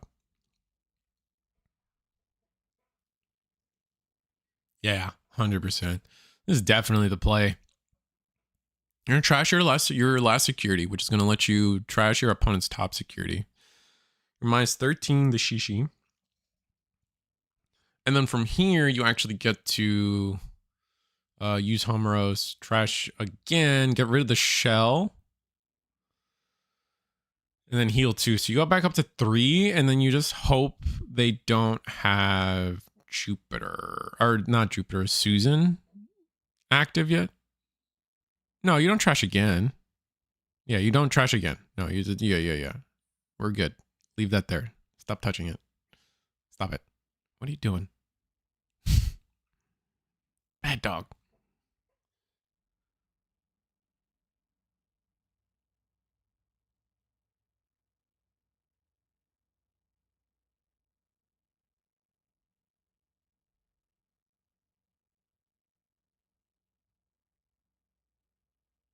Second yellow egg, and I remember VB egg. I have that. Oh, I see it. We love janky cameras. All right. So do we just have Jupiter? Or oh, I keep calling it Jupiter for some reason. Susan. It looks like we might. All this, and we still didn't see a rookie from Jupiter, is so annoying. Honestly aggravating.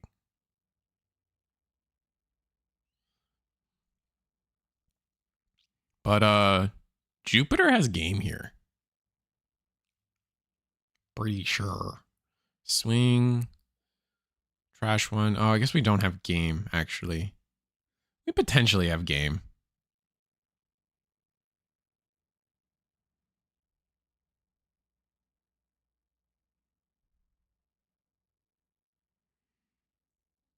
No Inori, no Asuna.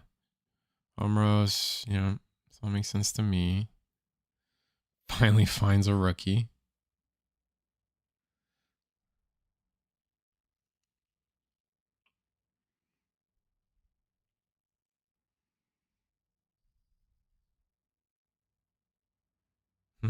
This is so risky.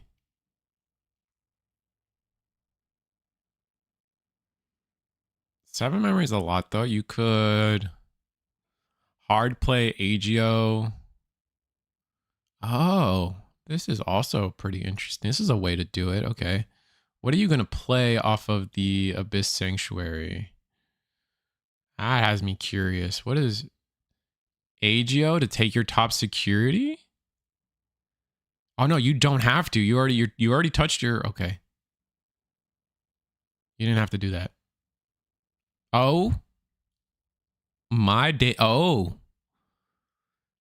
So trash. You definitely trash their security here, right? Yeah, Jupiter trashed their security. Yep. There we go.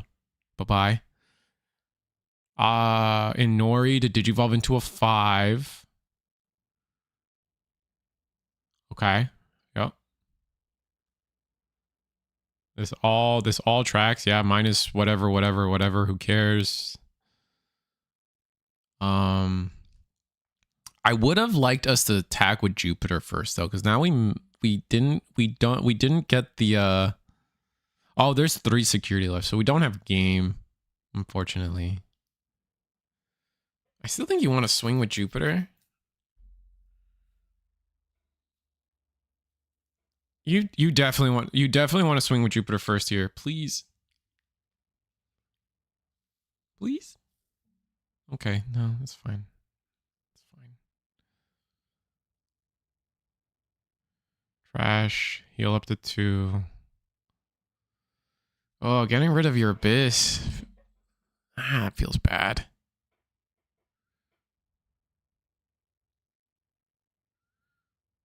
Ruin mode?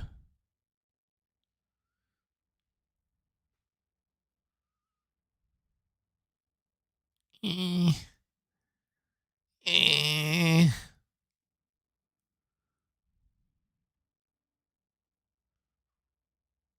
Eh. Okay, I guess. We didn't have an option to use? We played the Dan and Kanan for no option? Okay.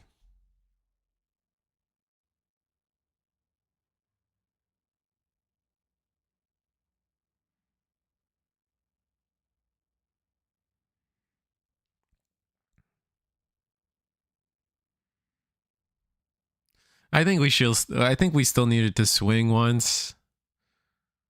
Like, I like what we did. I think we still wanted to swing once. This feels wrong not having swung.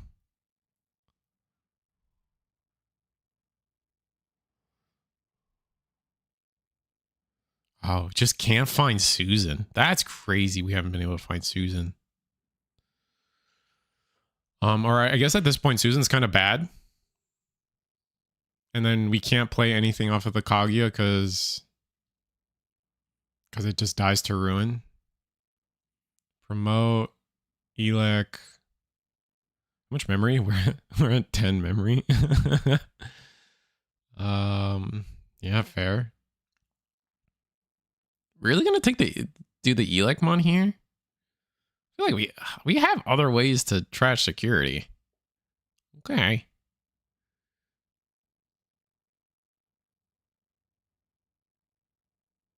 Suno egg, Digivolve for 1.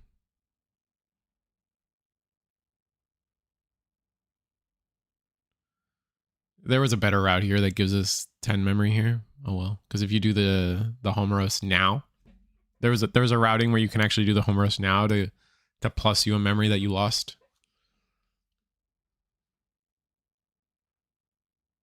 You evolve into Aju Chus. That will suspend the Kaguya.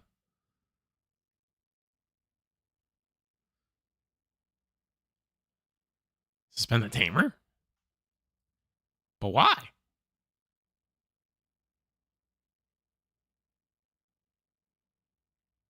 All right, Elecmon, touch my security. What? Did we not already use the egg?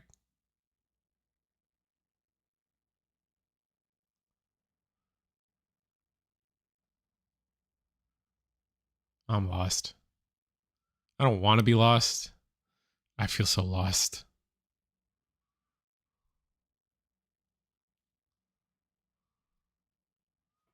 You also get to play something off of the Juno too, which I guess we're not going to.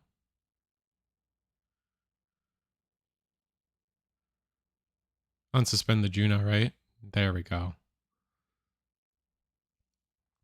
I just don't know how we got into the Juno mid attack. Very confused by that.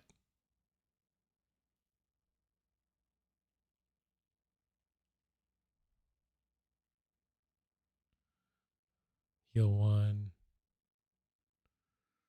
Juno swing. Yeah, not going to resolve. Don't need a resolve. You just couldn't find Susan, which is crazy. Jupiter has -1 security. Oh, thanks to the Shishi. Oh, because does it? Did it?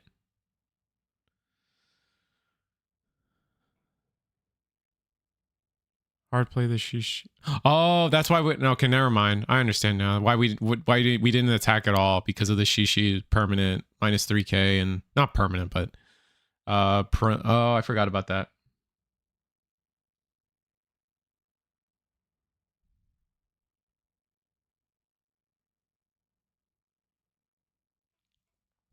I forgot about the hard play Shishi puts a sec -1 on it, so it like doesn't attack. Actually, that's fair.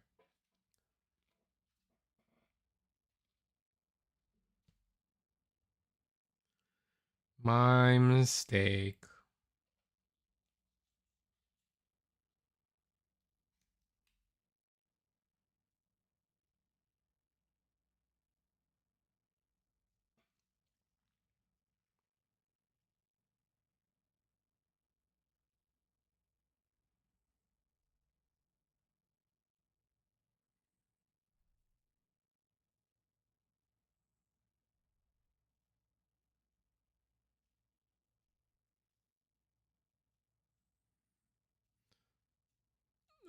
Seven extra steps to get there, maybe, but I think we played it. I think going into the green was right. I just don't know how we. I thought we used the egg to go into. I thought we used the egg to go into Agio. So I don't know. Maybe I'm wrong. Maybe we didn't use the egg to go into Agio. And so that's how we were able to go into the Agio Choose Green.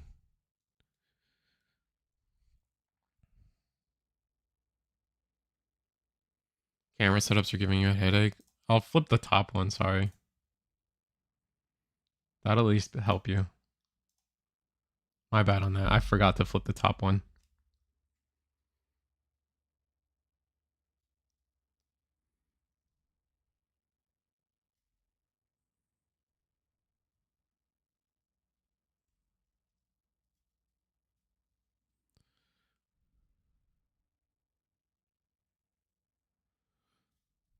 So that should help a lot. It looks a lot better that way.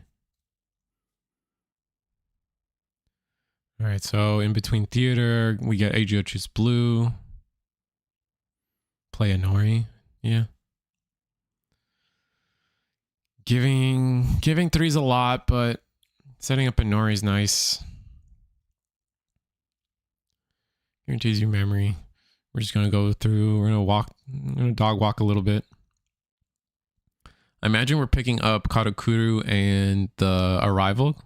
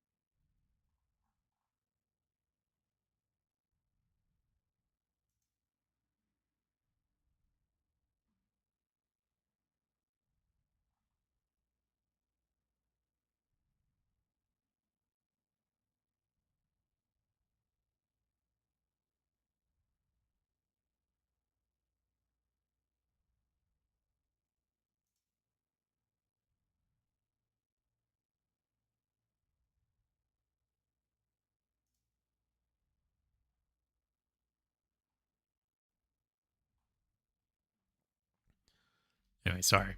I just keep getting distracted today. Damn, we set up a lot more tamers. What in the world?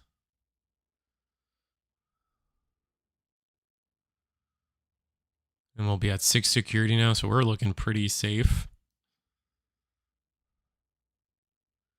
2 level 5s. Are we just missing 4s? That'd be rough. And we have at least one. We have 2 of the arrivals, so both of those are going to trigger here. I'm gonna resolve the decode first from Marine Bull. I'm gonna play Kaguya. That's gonna be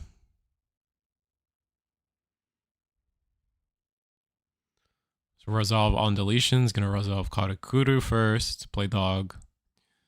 3. Take 2. Yep. And only gonna use one of the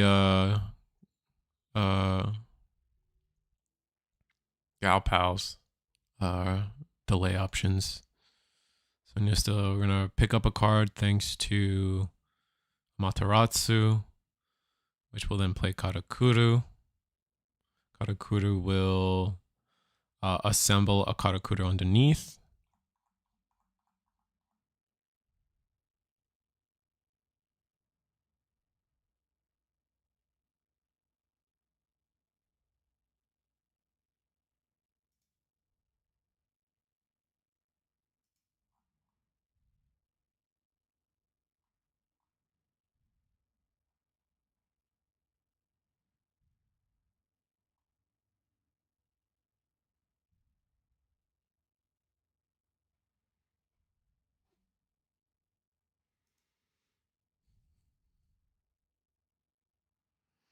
So 2 checks, spawn 3 bodies, and then recover. Assembly, it's just for 4s. Can't assemble 5s. Let me double check that before I interrupt. You're probably right. I just, I gotta do due diligence before I...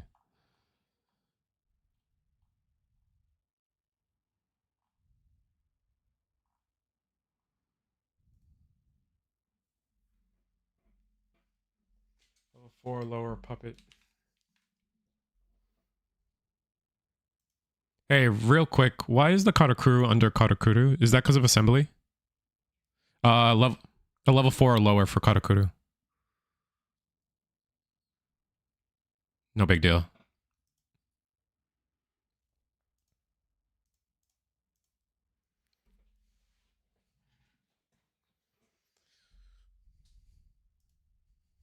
Good catch.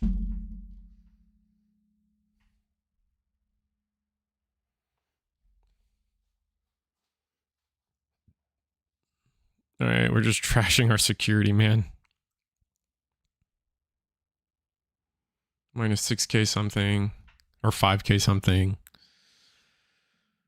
Oh boy. Yeah, I think we just lose this, man. We don't have a lot we can do here. I'm gonna go in Nori. Did you evolve into... Gross.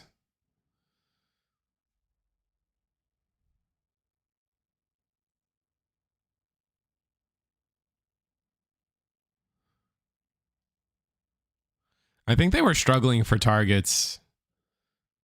I think the way things were ordering was not in their favor because it's a lot of options, I think, in there. I don't know. I wasn't tracking. Everything seemed right, and I left it at that. Swing to put a security at the top. Where are we swinging?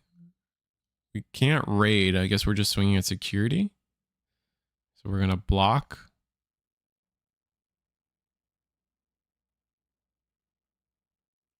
Going to decode a 5. Or 4, sorry. An AGO, specifically, actually.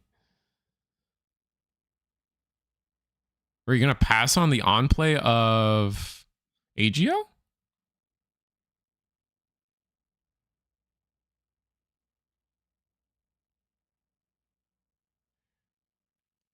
Yeah, we're like making sure we resolve everything right, and then like the on deletion of Katakuru has to happen before or after we resolve Agio. So if our plan is to Agio, you have to do it this way. Yes, take Agio -5 the shell, and then he gets to play a shell. But you do have a moment here where you can go into a Nori before.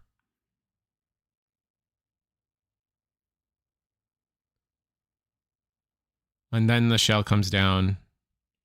And now, yeah, now shell on play, strip the AGO. Yeah. So that's a little rough, but it works. Karakuru? So I forget what the board state was. Just like a decode. It was a decode.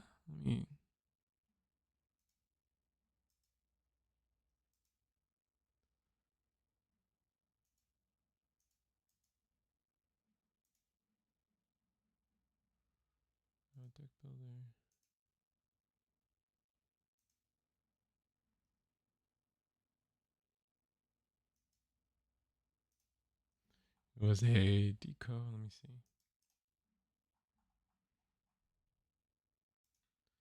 It was an Amaterasu, which played the Karakuru.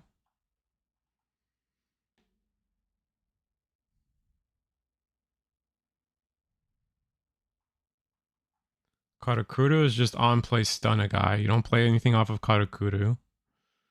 And then we decoded a shell off of. We decoded a shell. I forget.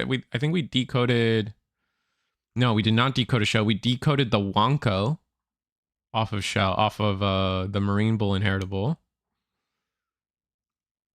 And then we Samujined the Kaguya to play a level 5. Oh, so we could have. Oh, that's where it is. The on play of Kaguya, we could have gotten something else, and we didn't. So we missed that for some reason.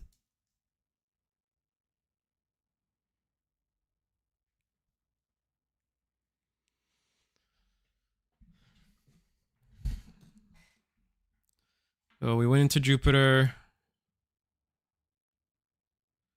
We went into Jupiter and played the Juno for full cost. That's crazy. That's rough.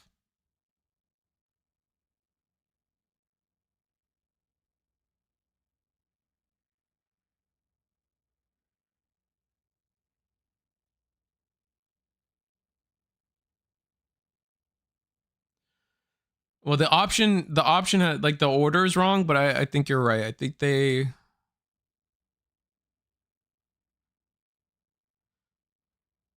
you don't trash the option then play Kaguya, but like the order then the order of operations ends up being the same.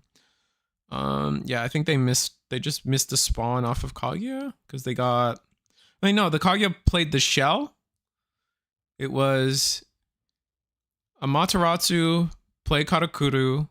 Samujin plays Samujin plays Kaguya, and then they played the.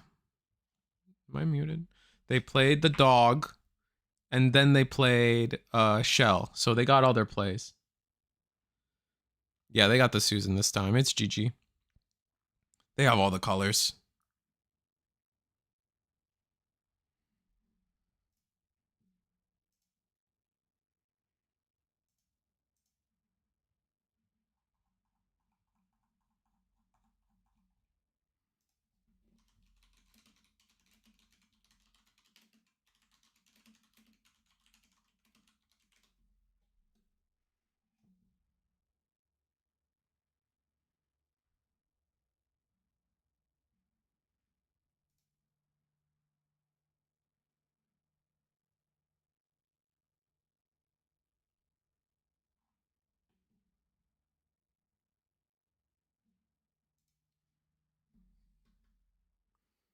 And now we're just gonna shuffle it for game 3.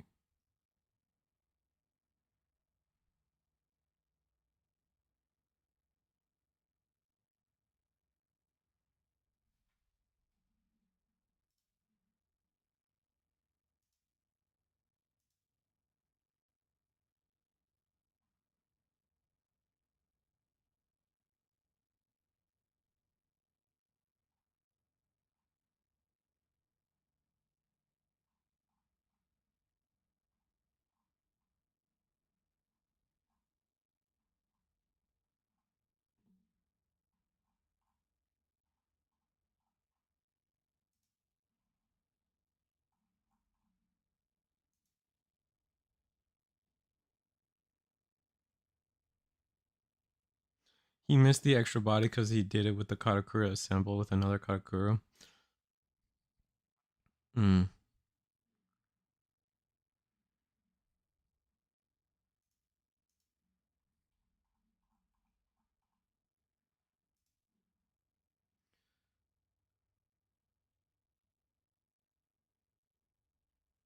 Didn't Katakura play? Didn't Kaguya play the Shalmon though? So we got all the bodies.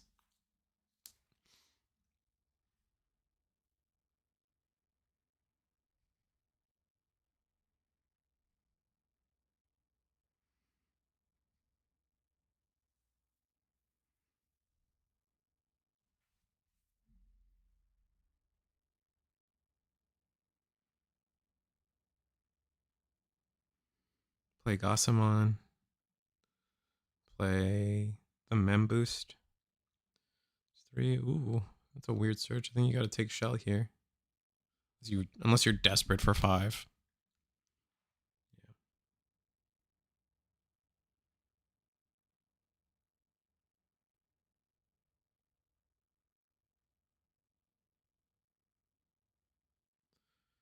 Analog Youth, take a guy.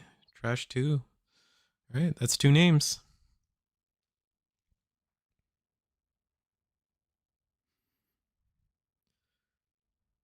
Digivolve at 2. Digivolve into Agio. Play Agio. Or play Inori. We can still swing. Yeah, that's going to let us swing into...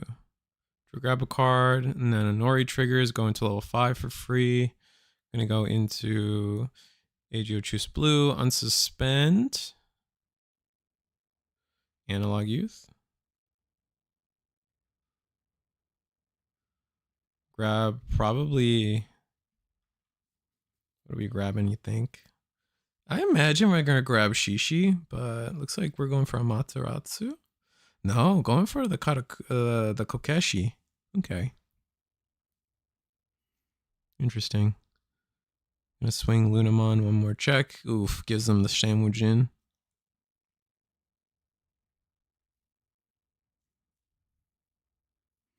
Yeah, he's got 5s on deck, but the Shishi's just the better one, right? Like, Shishi's the one you want to be promoting with.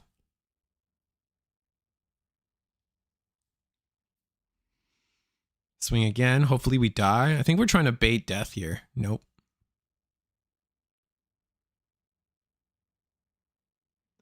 Not gonna get it.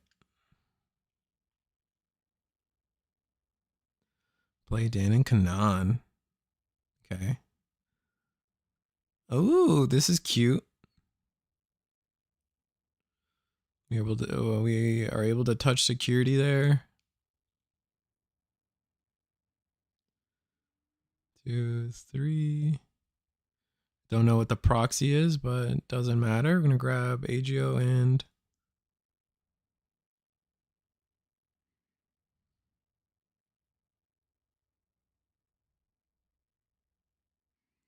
Digivolve into Jupiter for 2. Yikes, actually. That's so much memory to give them. You have to trash your top security. That's not an optional effect.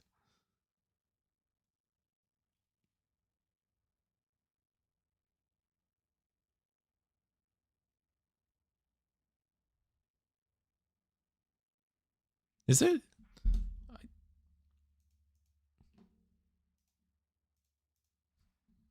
Jupiter.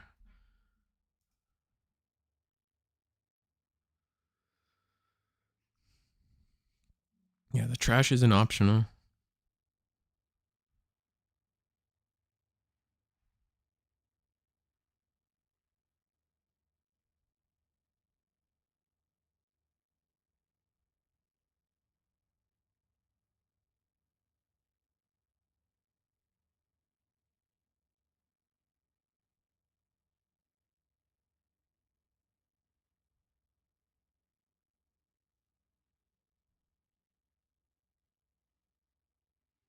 This could be game from Susan. Yeah. I mean, whatever Susan does this, whatever Galpals does this turn decides the game, right? If Susan, if we're like, if we get to establish Susan, I think we just win.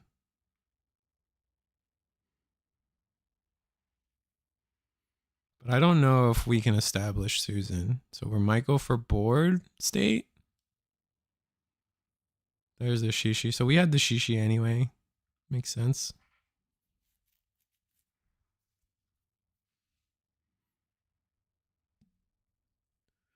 And with double analog youth, this gets so gross.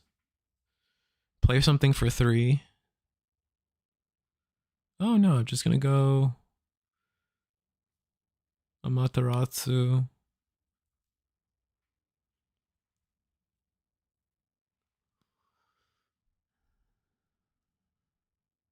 Not a lot in trash. Yeah, you're gonna do 2 different colors.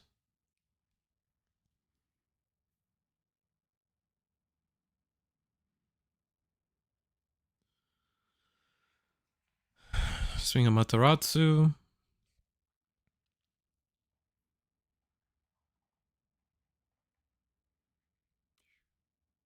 It's a Hiroko. A Hiroko we technically shouldn't have, unfortunately, but that be life. That be life.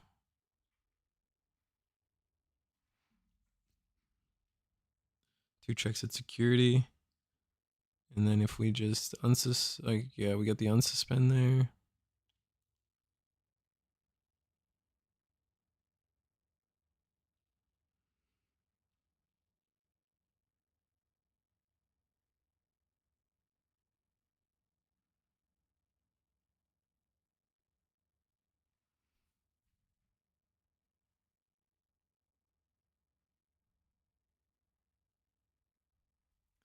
Amaterasu is viable here?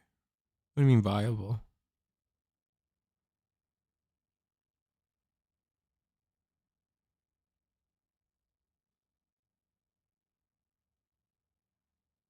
Oh, playable.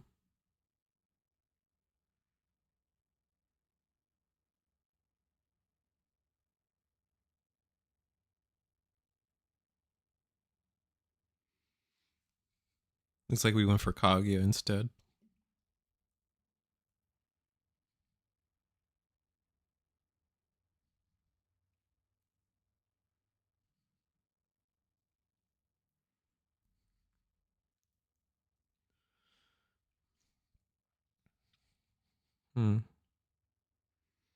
How are we playing this out? So Materatsu played Sears? Sarasmon?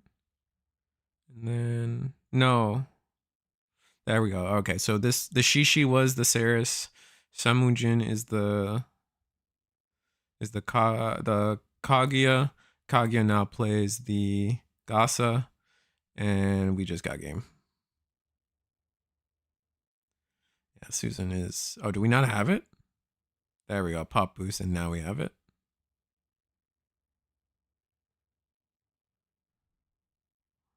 Two, 3, 4, 5, 6, 7, 8. And there you go. That is Susan.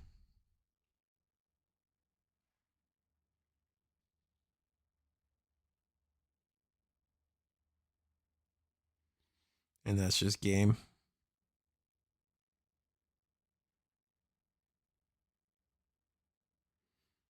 Execute for the game because you do trash the. Yeah. The Susan trashes one and then you heal one. Yeah, it was just there's just way too much memory. Like definitely wait, just that one turn where we gave him like it was like hard play the Juno. It's just like you can't do that. I also just didn't see like a great line. I think did a good job at just like kind of choking us. I think that is one of the ways to beat Jupiter is still just kind of getting choked to like 1 or 2, and when you can't really like they can't like schmoove at that memory count. Like it's just a little too rough, a little too awkward for them, especially if they have a good chunk of security. Like there's a world where like we were at like I don't know, 1 security, and then we'd get to do all our crazy Jupiter stuff. But that's why Susan is $50. Dude, I got my alt-arts for $42. If you guys didn't get your alt-arts then, y'all messed up. I don't know what to tell you. That release day where the alt-arts were $42, picked up 2. I should have picked up 4, but I figured since it's not like a true Lobomon hybrid card that 2 was enough. I know you're saying regular. I know you're saying regular art is $50. I'm saying like, okay, so if regular is $50, y'all messed up and alt art was $42. But yeah, we will be. I don't know who won the other table, but that was a easy peasy. I mean, TB is looking to be a pretty mean deck. I definitely think. I definitely think it's playable. Like I think we'll have to see. It's like I'm not gonna say it's like tier 0 or anything like that, but it's strong. There are definitely ways. There are definitely decks that beat it. Like I think Glowing Dawn doesn't really care against it. Glowing Dawn doesn't really care. I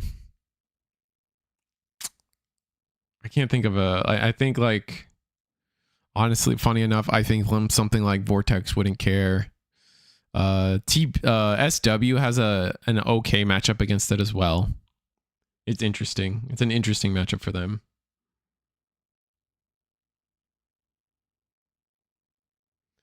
It's weak to blue-green Imperial Law and no play by effects. Oh, that's fair. So no on play. So if you establish a Valder arm, you just cook them. I see what you're saying. Where do I want to watch though for the next little bit? They scooped up. Yeah, let's just Glowing Dawn Mirror. I don't want to watch a Glowing Dawn Mirror. No. The Garu deck is going again versus really pretty playmat.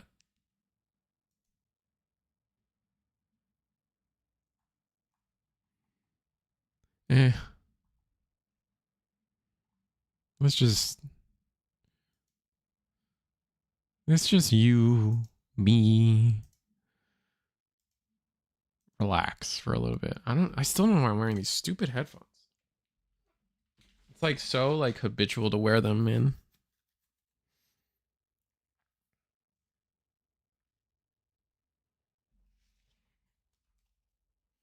Yeah, so we'll see where SW or TB lines up. Like I do believe that it's like a good deck. It's not by any means bad. It will probably get tops. Oh, I forgot to thank her. Damn it. So, you know, we love selling out for the homies. You guys know how it is. Let me click on some stuff. There's 37 of you guys watching. Like, we sell out for the homies. So this time, like, I guess I haven't done this one in a while. So we'll do this one first. Hold on. I know there's other webcam tournaments going around. I don't know if Mario announced he's doing another one, but definitely check out Mario's Gaming World. Obviously trying to do stuff on Wednesdays, which is really exciting. So shout outs to that. I think their DigiGalaxy is still doing Fridays, which shout outs to that. I wish I had like a screen for that, but I don't. But it's Eagles. This is Eagles Nest. I think for Digimon, I just always use the Michael one because I actually added the QR code to the screen. So, you know, every Monday, 7:30, every Thursday 8 p.m. We're running it on Digimon. Digimon's great. I don't stream Mondays. Unfortunate, but I don't stream Mondays. But Thursdays we stream. And it's a fun time. It's a great time every time. Where are we? And then the other thing is so I'm a big, like, I love Naruto. I have a Sasuke shelf behind me. I have this next to me at all times. So I'm big into Naruto. And so I was like, I am convinced that Naruto is going to be like Chrono Clash. and it's going to have a memory gauge. So what does that mean? I need memory markers. So if you guys are Naruto people, I had Gatomart. I'll show her stuff in a second, but I got Gatomart to make, let's see if I can get them all on screen here.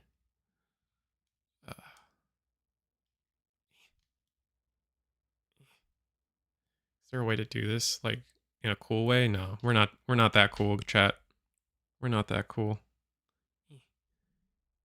No, we're not that cool. So I'm going to try to do it just like in a regular way. So we got memory markers. Oh, that's the wrong blue one. We got memory markers for from Gatomart for all the, for me it's like the Sharingan. I love the Uchihas are sick to me. So we got memory markers of all the Sharingans and stuff, which is very exciting. Or is just make sure table 1 isn't playing. And yeah, I also have the Sasuke one somewhere. Oh, here it is. I have like a purple Sasuke one. It's black because like purple's just a dark color, but these are sick. So just because I fully believe that Naruto is gonna be like Chrono Clash, we just got all these all the Mangekyo Sharingan memory markers. They just kind of go hard. Like I wouldn't. Oh, you can really tell it's purple in this lighting specifically. So that's sick. I'm excited about that. I don't know if that's probably not going to focus good enough, but oh, it focused. Hey, look at that. Gatomart, Etsy, Facebook. Check that junk out. And she was even like, "Oh, I'm sorry. It got delayed like 2 days. Like realistically, like I wasn't expecting this stuff for 2 weeks. I got it in 2 weeks." And supposedly it got delayed. I don't know what that's what she said. That's what she said. And she gave me Lobomon stickers. So if before I like personally message them about this, like if being delayed means free Lobomon stuff, you can delay as much as you need to. That's all I'm saying. I think I got something else too, but it got lost in the mess that is my life. Yeah, it's gone. It's missing. I don't know. I feel like I got something else. Oh, I got like these. Oh, I found them. More stickers. Gabu. V. I like this Digimon Vice. This Digivice one's really sick. So anyway, Gatomart. Facebook, Instagram. Should be pretty easy to find. It's literally just at Gatomart. I'm sure Google will find you and get you the rest of the way. Let me get that beetle. I don't know about you guys, but I'm one of those people that gets like sticker sheets like this, and like I can't bring myself to like rip a sticker out. I can't even bring myself to use a sticker. So like I don't buy stickers. I don't want to ruin them. You know what I mean? Like they look so nice just like this. I don't know, man. It's weird. I'm weird and we accept it. I never know where to put them. Yeah, I'm the same way too. Like where am I going to put a sticker that I like? If you love a sticker, you would want to put it on something that like isn't like gonna just be replaced. And I feel like most things are replaced. Like binders get dirty. A lot of people put their stickers on binders, but those get dirty, right? Maybe it's just me. Maybe only my binder gets dirty, which I mean, that's the life I live. Computers are replaceable or are intended to be replaced at some point. People's water bottles get lost. Man, do people lose their water bottles. You know what I mean? So it's just like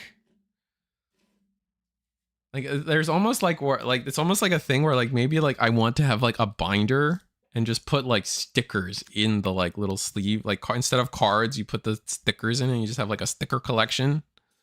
I don't know, I'm weird. You have a big white shelf behind you, perfect for stickers.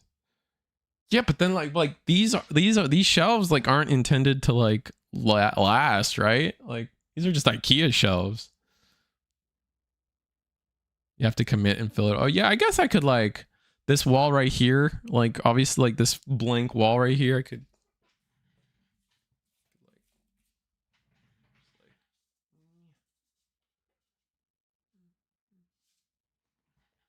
that kind of works. But like, I don't know.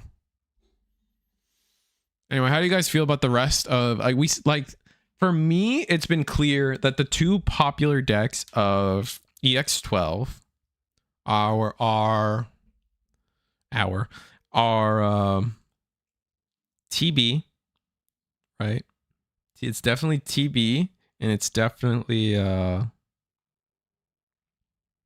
TB, and it's definitely like the second one. If there was a second place, I feel like it's Metal Empire. Like those two are the most popular. There's a world where SW just falls a little short as its deck. We can talk about that Greymon OTK that came out, and how real that is. If anyone has any kind of like feelings or has played the deck themselves, from what I've seen, it is a little up. The OTK is dependent on your opponent. I think they have to have it feels like they have to have at least 2 Digimon, but I think 1 Digimon's enough. I forget. As long as your opponent has 1 Digimon, you can do full combo. So you're just like susceptible to like the decks that like just OTK anyway, right? Like they just OTK you without caring about what you're doing. And they also kind of have the like the Garu DNA loop thing where they have to see the memory Greymon. Of course, you're playing like a million searchers and a million draws, but like at the end of the day, that takes turns, and depending on how much memory they give you, you might not get there like that. So that's my take on both those weird decks, right? Garu got one, and now a metal there's a Greymon using Nizamon as the level 6. They both got a deck like that, and I'm like, we'll have to see. I don't know, like maybe one of those will sneak a top. I mean, if Dobrik's been able to sneak a top before, I don't see why either of these decks could sneak a top, so we'll have to see.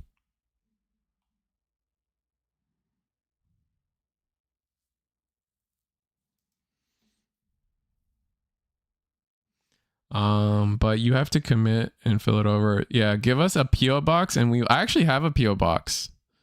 I never thought about, because I use it when I sell cards on TCG Player and like send stuff out in general. And I didn't want to tie people to my house like that. So I actually do have a PO box, and I use it. I've thought about just putting it in the description and just like see what happens. Like but I have a problem where I don't check it that much, and it's fine because no one knows what my PO box is, so I don't like, no one's sending me stuff via it. And when I say no one, I'm talking more than just my YouTube listeners. So there's that. I have a bunch of stickers I've ordered for my car, just chilling in a thingy. Yeah. But I kind of like that your car doesn't have a ton of stickers on it. The car you had before was like you would see that thing drive by and you'd be like, oh, what Walmart are they going to scout Pokemon at? You know what I'm saying? Like now your car drives by and I'm like, look at that handsome professional. You know what I'm saying? So like, I think we live in the better timeline right now without those stickers. But maybe that's just me. Maybe I'm just mean.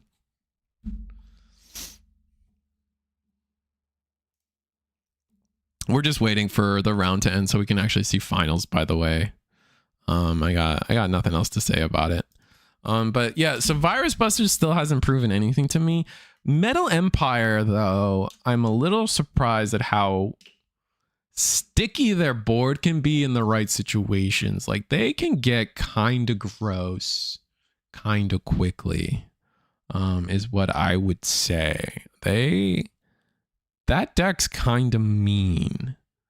If you don't have the right type of removal against them, they kind of just ruin your day. It's kind of good. How good and consistent can be two different things. We'll have to wait and see if someone can like. The thing is, it's one of those decks where like you have to play all the ME cards. So it's more of like, can someone figure out the right ratios? Because there's a lot of ME cards because they did the VB ME mix. So there's just a lot of Metal Empire cards.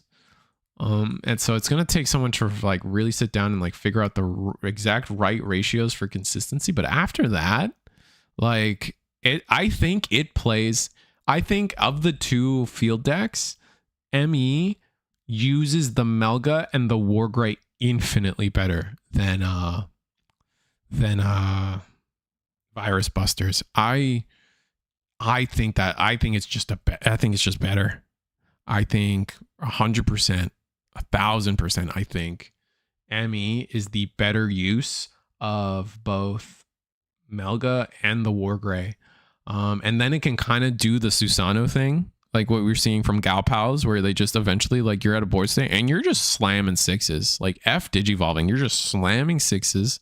I mean, there's some nasty stuff too with the DNAs potentially, obviously, like I said. But like fundamentally, the sixes is what I think about it. I'm like, I mean, just hard slamming Chaos Dramon is not bad at all. But we'll see. I'm still waiting for, let me see if, kind of just waiting for the next round to go. People are just, I think we have like 1 or 2 more tables still going. Oh, no, things got paired. So they're setting up now. Okay. All right, enough of me yapping. Who wants that anyway? Came here for a game. Came here for a game. Dude, I can't wait for DCGO to update though. No, I know we're jonesing for it. It's gonna be Mun Fusion versus. I gotta wait and see. Mun Fusion versus.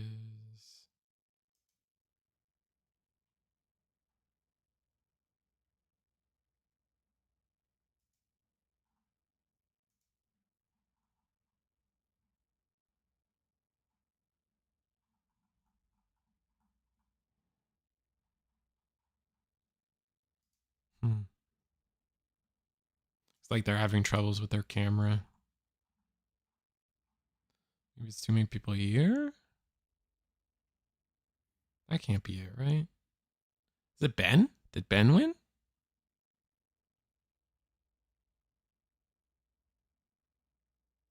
Oh, it is Ben. And Ben's having trouble with the camera. Okay. All right. Well, Ben's here now. That's what matters. Oh, snap. While they're shuffling and stuff, I'll be right back. I need to put clothes in the dryer. That's not even a joke.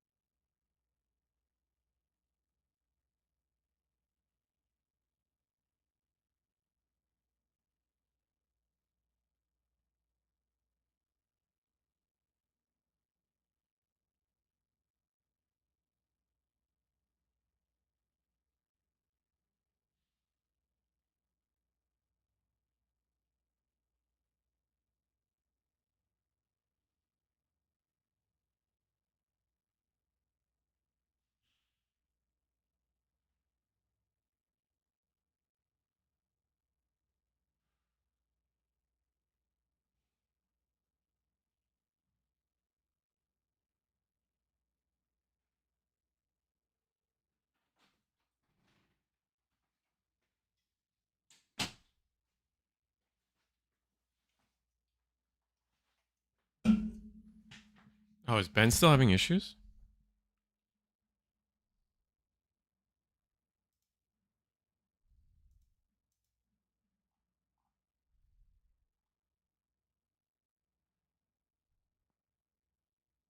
Seems fine.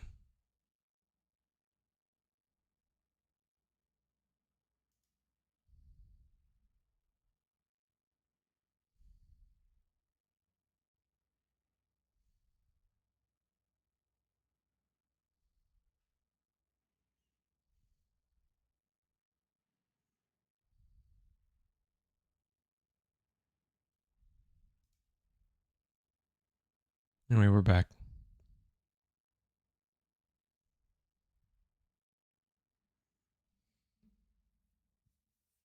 I didn't realize I didn't change the screen.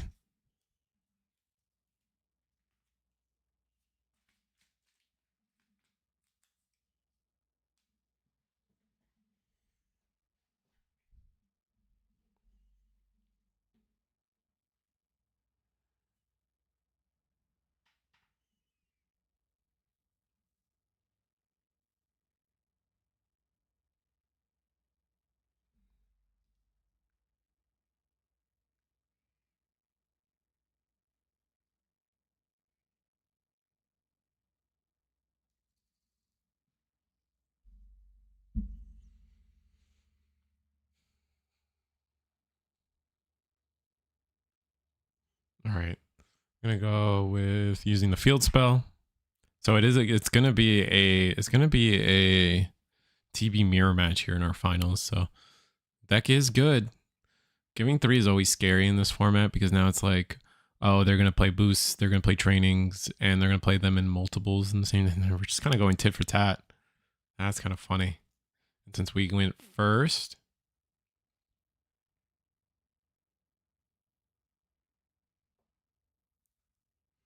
so this gives back 3.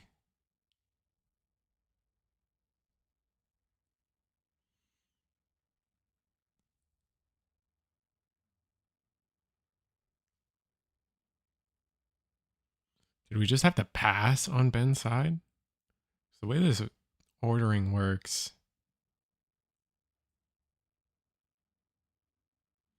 Matarasu.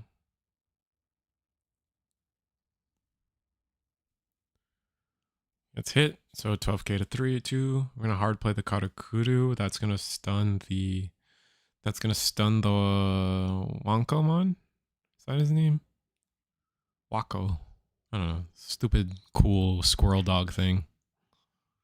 Honestly, it is kind of a squirrel. So I like him. Definitely has like a squirrel tail. I know dogs can kind of have that tail too, but we're gonna just say it's a squirrel from now on. Because I don't get a squirrel Digimon. Stupid.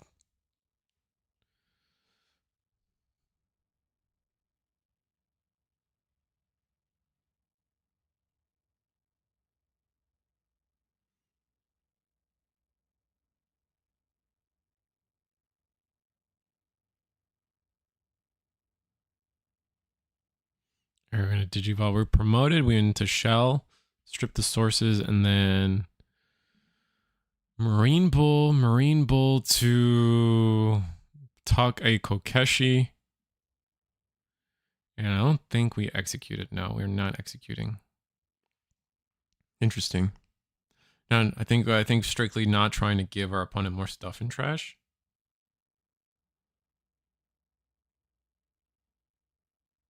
Oh, wait. No. Oh, we were bouncing, and it does let you swap in a 5 into a 6. Well, that's kind of good. And now we got to be careful. And we did delete the dog. Deleted the squirrel, so we're safe there. Looking at what we're going to bottom deck. Gonna go with the rookie and the 4. Huh.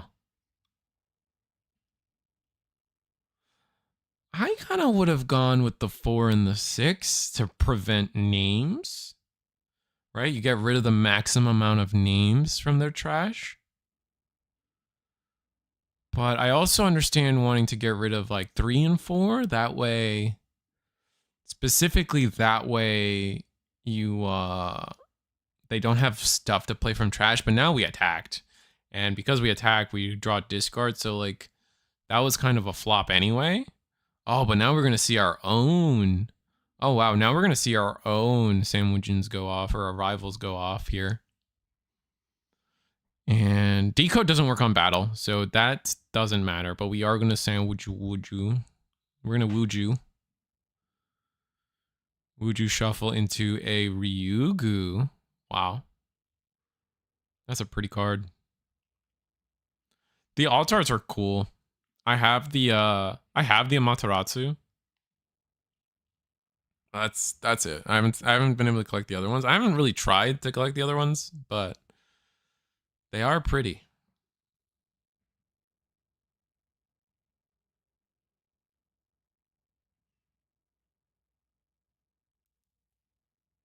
I kind of want to collect the Omni Melga War Great one too. Those connecting alt arts are so sick.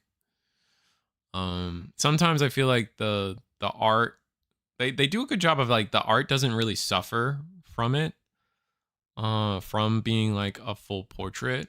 But I feel like for the Shambhala guys, it kind of did suffer a little bit because they're like it's supposed to be a group shot, like a group. They're not like the cards aren't like intermeshing with each other. It's more of like portrait next to a portrait next to a portrait because they like zoom out, but they also have to be spaced apart right for the card framing. Whereas like sometimes like most of the time when cards like interconnect arts, it's only 2 of them and they can just like do this like mesh in the middle kind of thing. They can't really do that with these triple arts, I feel.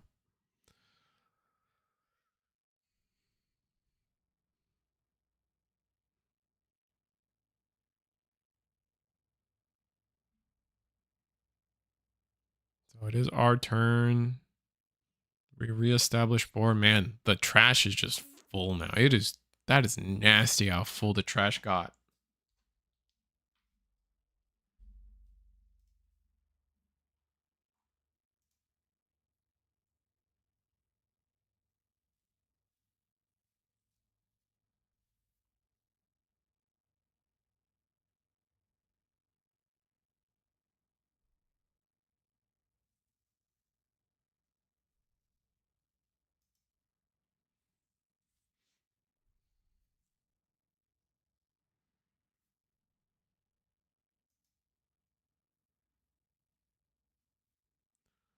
Kokeshi, delete Kaguya. That's what I would have done.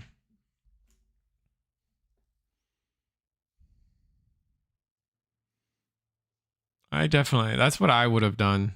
But that's not the route they chose. That's one of one of my favorite plays is to play Kokeshi to get my on deletion or on my on deletion guys on my 6s. But they didn't want to do that. They wanted to keep the board wide, which honestly I think the play is to keep the board wide just because you know their trash isn't set up and like what are they going to do with a stunned Amaterasu?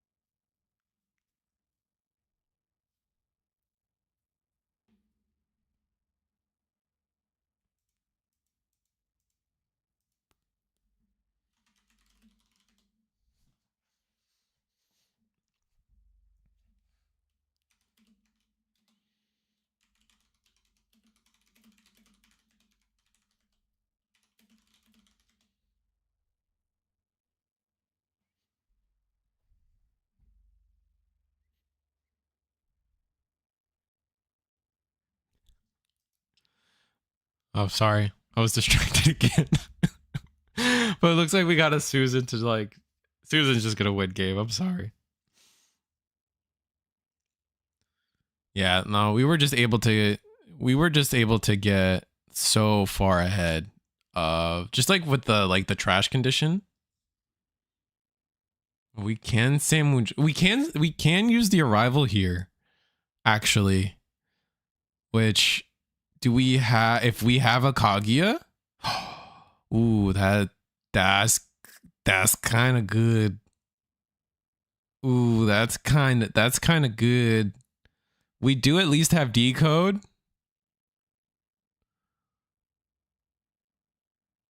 We can decode, right? No? Is there a reason we can't decode?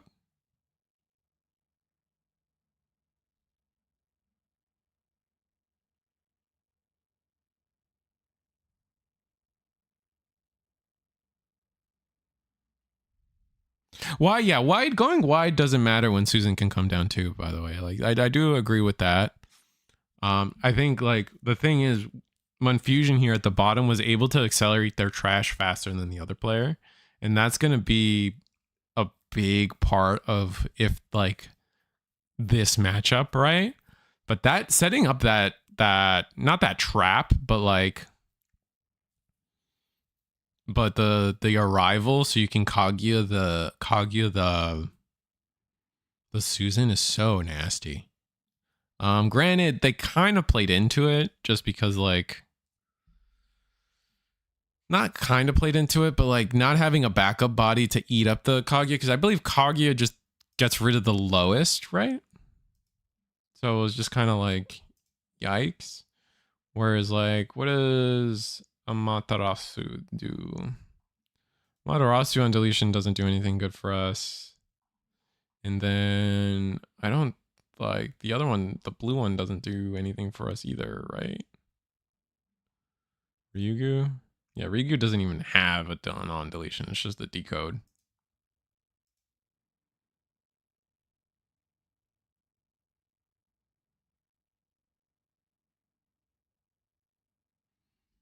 All right, so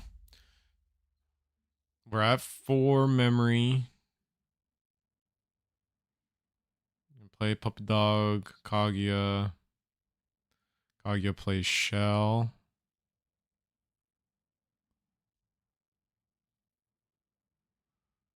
And it's going to be Monfusion's turn. And Monfusion, I mean, if we just have another Susan, we do it again.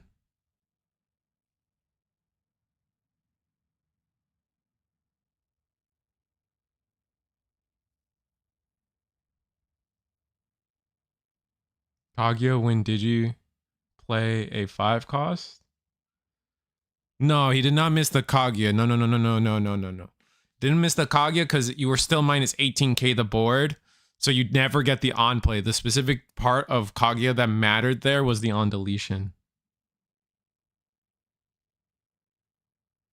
So Alan, you don't get the body from, you never get the body from Kaguya there.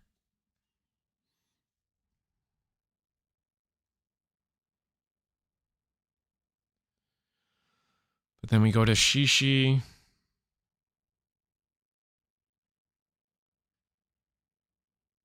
Digit into... I'm talking about when you swung with execute to Digit into Kaguya. Oh, Monfusion? Maybe I'm missing. I'll admit I probably missed something. I was distracted once again.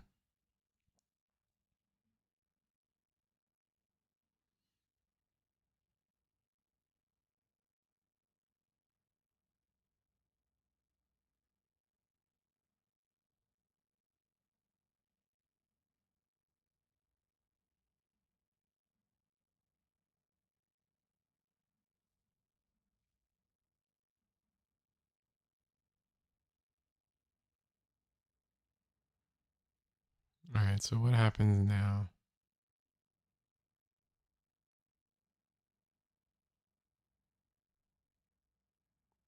A raw Digivolve into one of a 5? It's gonna be Ryugu. Then I guess we execute. We're going to tuck a Karakuru to get another on deletion play. What do you mean, Susan? Name's Susan.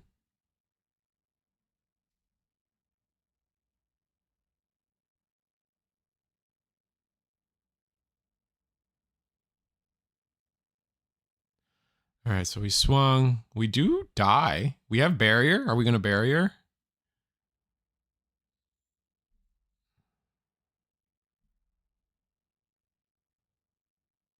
Oh, no, we're bigger. The level 5, level 4. Never mind. We're bigger than the 12. My bad.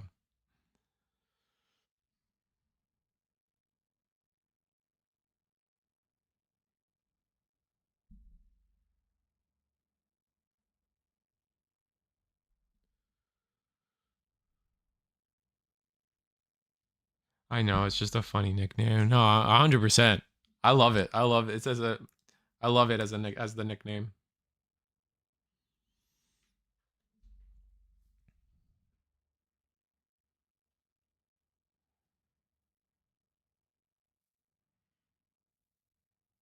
So, what are we doing here? So, we did execute. We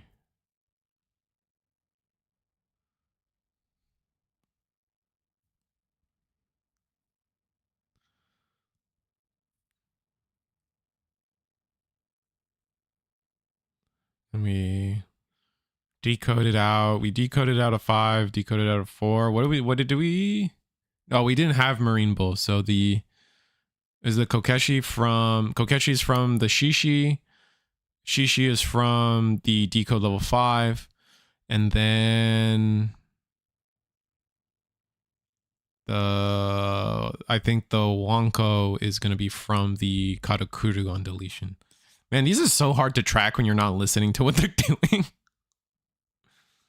Oh man, Digimon might get to the point where you have to listen to the players while you're commentating them, and that is so hard to do. I cannot. Oh my god. The Susan 2-star goes hard, but I like the regular art more. I like the regular alt art. I want the 2-star just because I want the 2-star because I mean Susan's a hybrid and I like collecting hybrid things. But definitely the regular alt art is the best art. It also matches the other level 6's regular art. Like we're seeing we're gonna play our own Susan from J. Jonah Benison here. And I think we have the better tempo. Wow, that's crazy that we were able to establish the better tempo after being behind, kind of.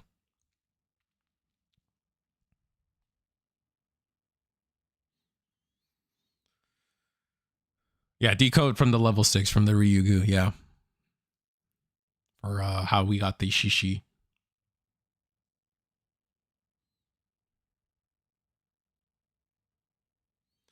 So we're counting. Is it? Are we at 8? 1, 2, 3, 4, 5, 6, 7. Need one more. There we go. That does it. Yeah. Sometimes it's hard to like actually get like mentally process the 8.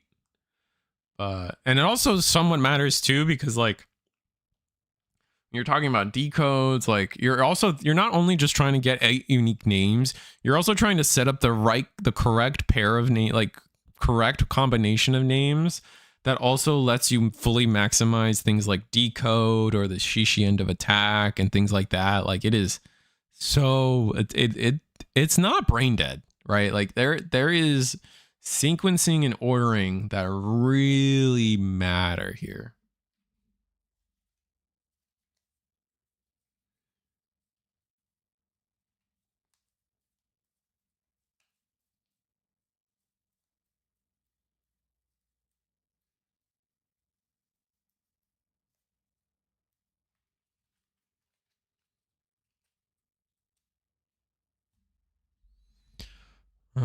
Or at least the reduced cost if I mean of it. play floodgates does prevent assembly reduction. Do floodgates? Yes, they do. Like can't reduce play costs. Yeah, that stops assembly.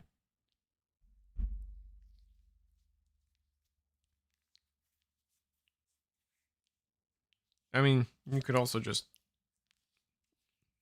never mind. I don't know.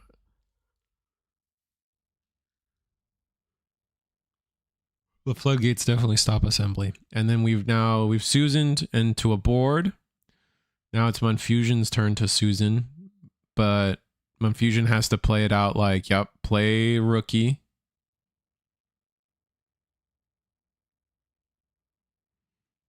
And then we Susan, but we just don't have the tempo, right? We just don't have the same tempo. We're gonna have to see what Monfusion does. 1, 2. Just double check what name. Yeah, again, like you gotta double check. Like we obviously have the 8, but like we really care about the correct 8. You know what I mean? So now we're protected against the Karakuru on deletion, or excuse me, the Kaguya on deletion, which is nice.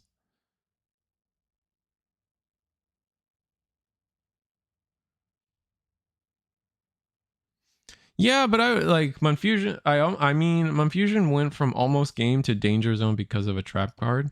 Yeah, I mean, like the sequencing, like it matters a lot. I feel, and then, like Monfusion could have been establishing the same board. Like, right? We've seen the trap card just as many times from Monfusion. Monfusion just chose to use them differently, which is really important. Yeah, bottom deck the Wonko. Swing, we get to heal one. I mean, we're just in like a Susan war, aren't we? Check. Security. We'd be able to play a 5 cost, but obviously Susan. And there's no like 5 cost that has a on deletion that matters. I think technically you could play, if you had like an option or a tamer, you would be able to play a tamer. All right, so next set. I need to try to, I actually don't have a lot of copies of that island card. I need to probably get some of those island cards once Kunlun comes out. You can play Kunlun off of that. Really curious to see what Kunlun's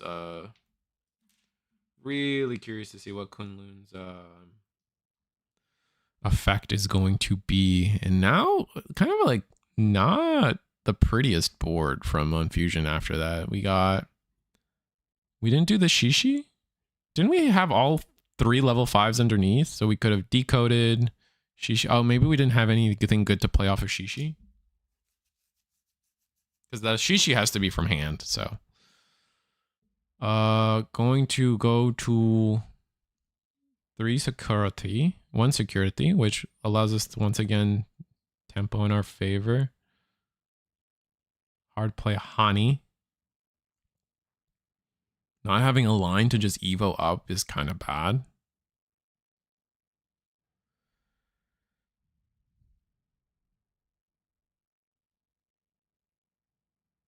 Did you evolve into Sears? Oh, that's game. Yep. Swing security. And then we die. What is that? Is that a Susan?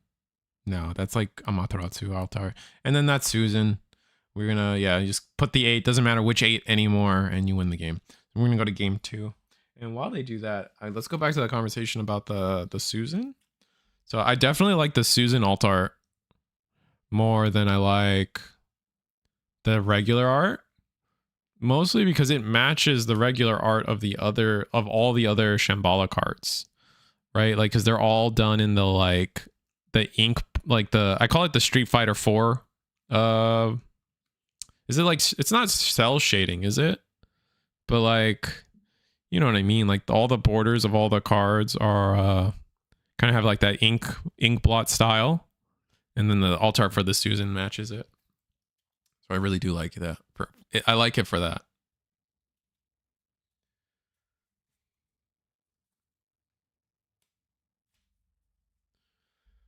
Brush stroke style. Thank you. Yeah, definitely brush stroke style.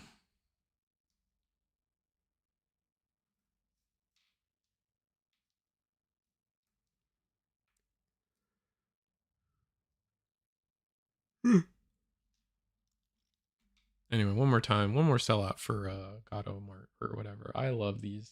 These are gonna be my memory mark. Like again, I'm convinced that Naruto's gonna have. I'm convinced Naruto's gonna have memory gauge. So I got some Sharingan memory gauges made. I guess the one that really matters for Sharingan is this one. Like this is the one you know is like Sharingan. Because like everyone knows Itachi. Not everybody might know Shushui.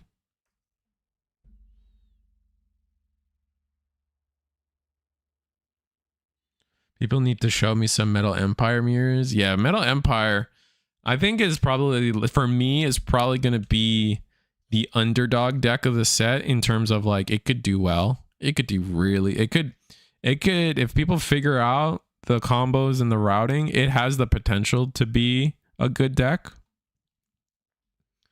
But it also could flop.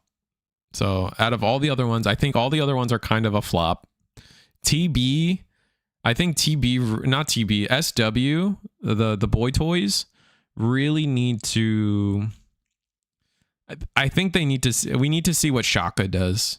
I think they're in the Shaka / Kunlun waiting room to see if that support is enough for them. And then, like, obviously Galpow's is fine. So Galpow's is by far the best deck of Shambala. Virus Busters, I really don't think has the chops. Gamamon maybe, but if there was a third place right now, it'd probably go to Gamamon. Virus Busters, I don't have faith in. Deep Savers, I'm sorry. Nightmare, or not Nightmare. Nature Spirits. Also not great. No, I don't think any of the Ghost Game stuff. Like, Ghost Game's just doomed, man. Like, it's for Ghost Game, it's so unfortunate. It's like hero or bust. Like, you're either the main character or you're just drowning. You're just starving for support that is never going to come fast enough. Like, you need, like, for any Ghost Game deck to be relevant outside of hero, you need like a Shambhala set to come out, and then right after that, you need a dedicated Ghost Game set. Like, you need the, like, if you guys remember back in was it EX5? No, which one was Alternative Being? Was that EX6? Is Alternative Being EX6? Alternative Being is, I can't remember now. Yeah. So Alternative Being, you need from, it went BT12, you need Alternative Being to BT13 for Mirage to even be relevant, right? Like, remember that, like, the biggest reason Mirage was relevant at all was because it got back-to-back support sequentially like that. And then Shine got 3 sets of support in a row, and it was just like, what the hell?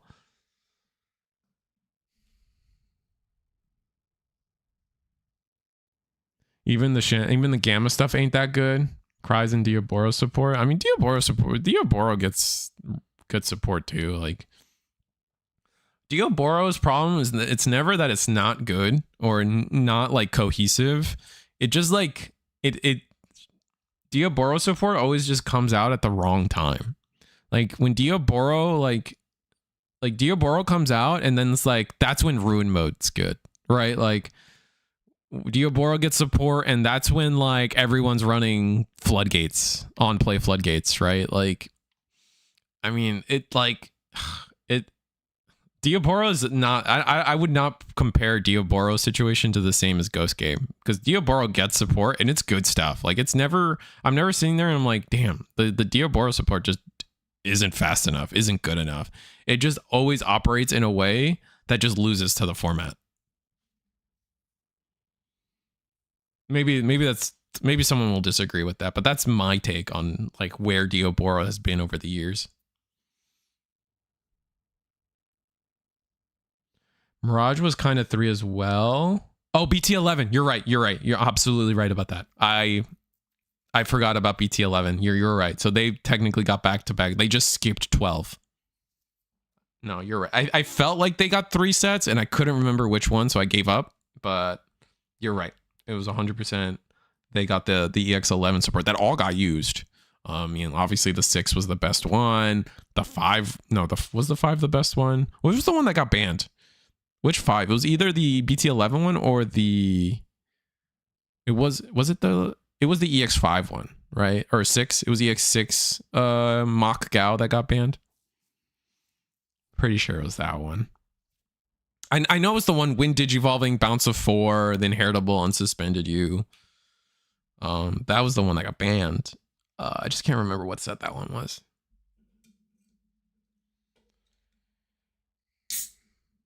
I wouldn't consider the Buka Goma Zudo Ace as Mirage support in the same way. Like, yes, you could use those cards in Mirage, and they probably were used in Mirage, but I wouldn't call it direct support in the same way that like we're talking about in the context of this conversation.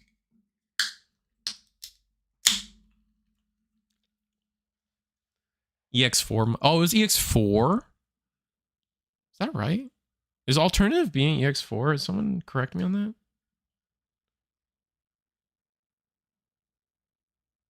I guess it is. I guess EX4 was. Is that right?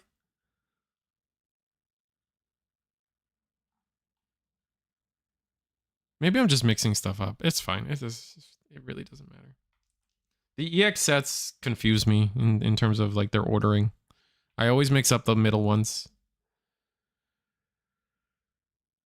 That was the Ultra S. That was so EX4 was alternative being? Huh. That's weird. Because when did we get the first burst mode was, I thought we literally got back to back, like Ruin mode came out and then the next set was burst mode. I guess I'm wrong. That's fine. Whatever.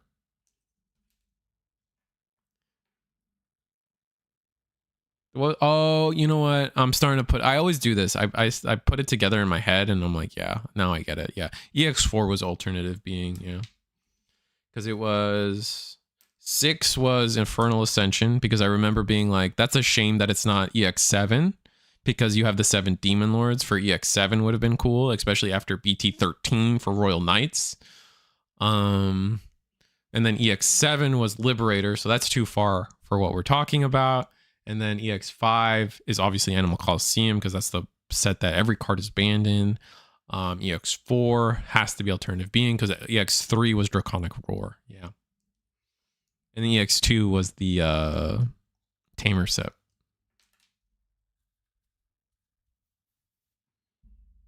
I'm not even watching what's happening in the game anymore. I think Monfusion is ahead. We just got it. I guess we just resolved a Susan.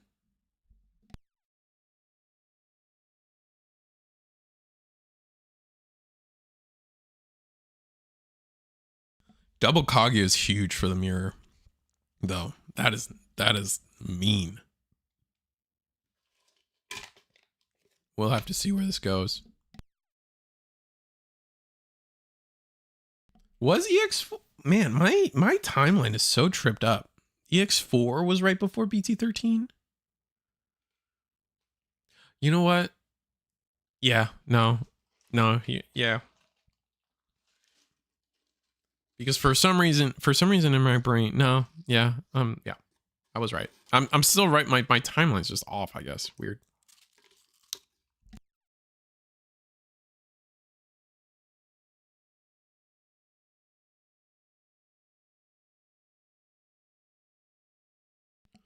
Yeah, they matched. They somehow were able to match both 13 sets with Royal Knights, which is funny. Looks like we're going to go to game 3. Monfusion's just so far ahead.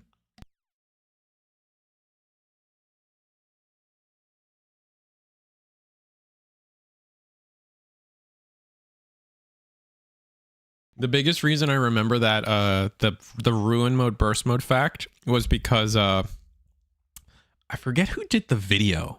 It's so long. No, it must have been, oh, what's his name? I miss him so much. There was the guy that did like the fun fact videos with like he had the who had the Gargomon VTuber. Oh, who was that? Was that Taste? Was that, no, that's not Taste the Victory. Was that was Taste, right? Yeah. He had the fun fact video about how, just like in the anime, we got in the card game, we get ruin mode before burst mode, and like in the anime, they reveal ruin mode, and then we get the burst mode in a later episode. He had the fun fact video, which like that's why I'm able to like remember that.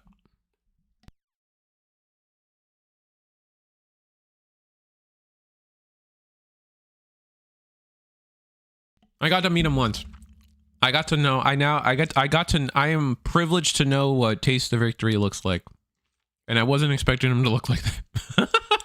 I think everyone says that, but was not expecting it.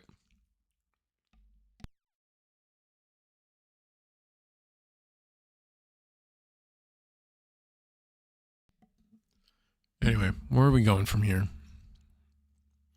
Looks like we're just both setting up rookies. We chose to go second on Ben's side, and not a bad start. We got the Gossamon, which is usually your favorite in the back early. Although going second, it's not as good because its inheritable becomes useless really quick. The Gossamon inheritable becomes useless really quickly. So I think it's like definitely like the best one going first kind of thing. And like we're just playing choking games now. That I don't like that sentence. Looks like we're choking to one back and forth here. We're choking as much as we can. So Ben has the tempo in terms of choking to one, unless some Infusion sees another. I guess you could Digivolve for two in the back and do the same, but like just not giving Monfusion room to play like two things a turn right now, like Digivolve in the back and then play an option has been kind of rough. What's up, John Rose? So it's just kind of like piece collecting and posturing right now. We have both players have the Gal Pal's arrival on board. But where does it resolve from here? Are we still going to play the collecting game? It gets really scary. I mean, if you're... Oh. We're going to play for 5. Interesting. Just delete the body on board, put him to 3. Did we just run out? We don't have force? This also sets up our trap card, right? Because if they remove a 5, then there's no Digivolve in this matchup.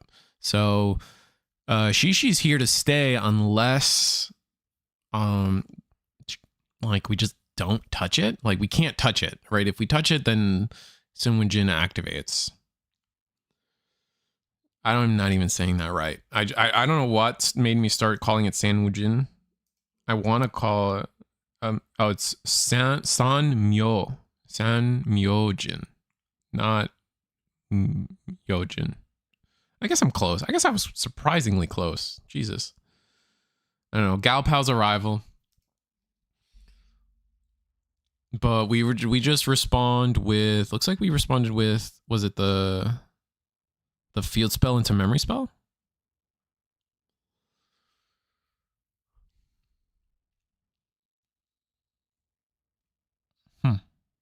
Okay. Field spell into memory spell. Or actually the reverse. It's memory spell into field spell because we're still trying to resolve what we're playing off of the field spell.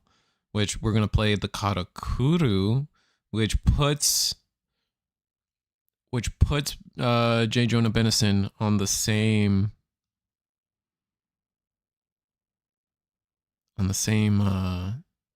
playing field here. So now we got to be very, very careful. But you can just swing Hani. Okay, like so let's where are we going with this? Like, yeah, you swing Hani, and then you should be able to Digivolve the Shishi. And it looks like we're not going to promote. We already passed on promoting. Yeah, we're going to swing the Hani at security. That will trigger Shishi.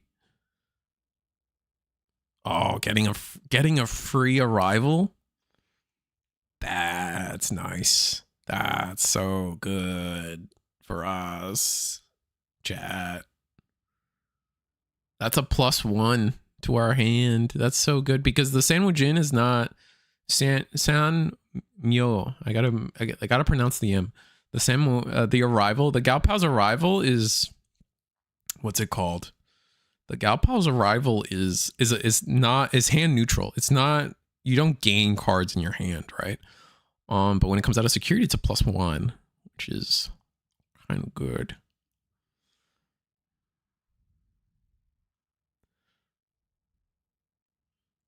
But so we do delete the Karakuru, play Ryugu. Ryugu will, I always forget what Ryugu does. Fully resolving the, so we don't get the on play of the Ryugu. Ryugu's like the one I play the least. I'm gonna be honest. That's like, I obviously have the deck built. I showed you guys all the cards. Ryugu's the one I like read the least because it like barrier evade is weird. And then like the on play is like you tuck something and then you can unsuspend. And then the all turns, it's like, okay, we stop when digivolvings, but me, we're already resolving when digivolvings for the Amaterasu, so like that's not gonna happen anymore. So I guess you could like, oh, we delete it before it even happens. Is that what? We're just gonna assume yes. Yes.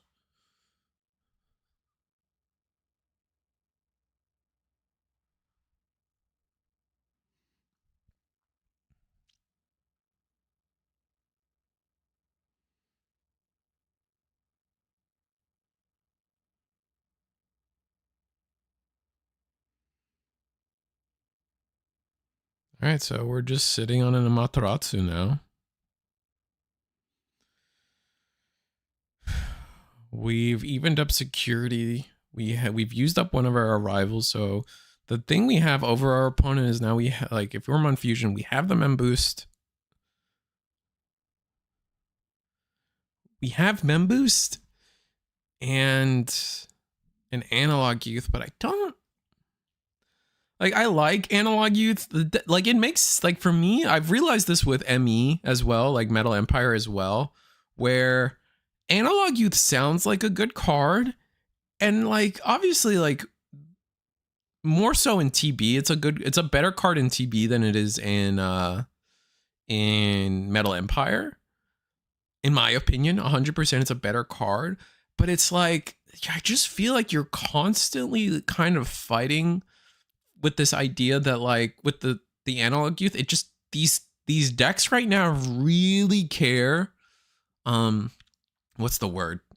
They're just racist, you know?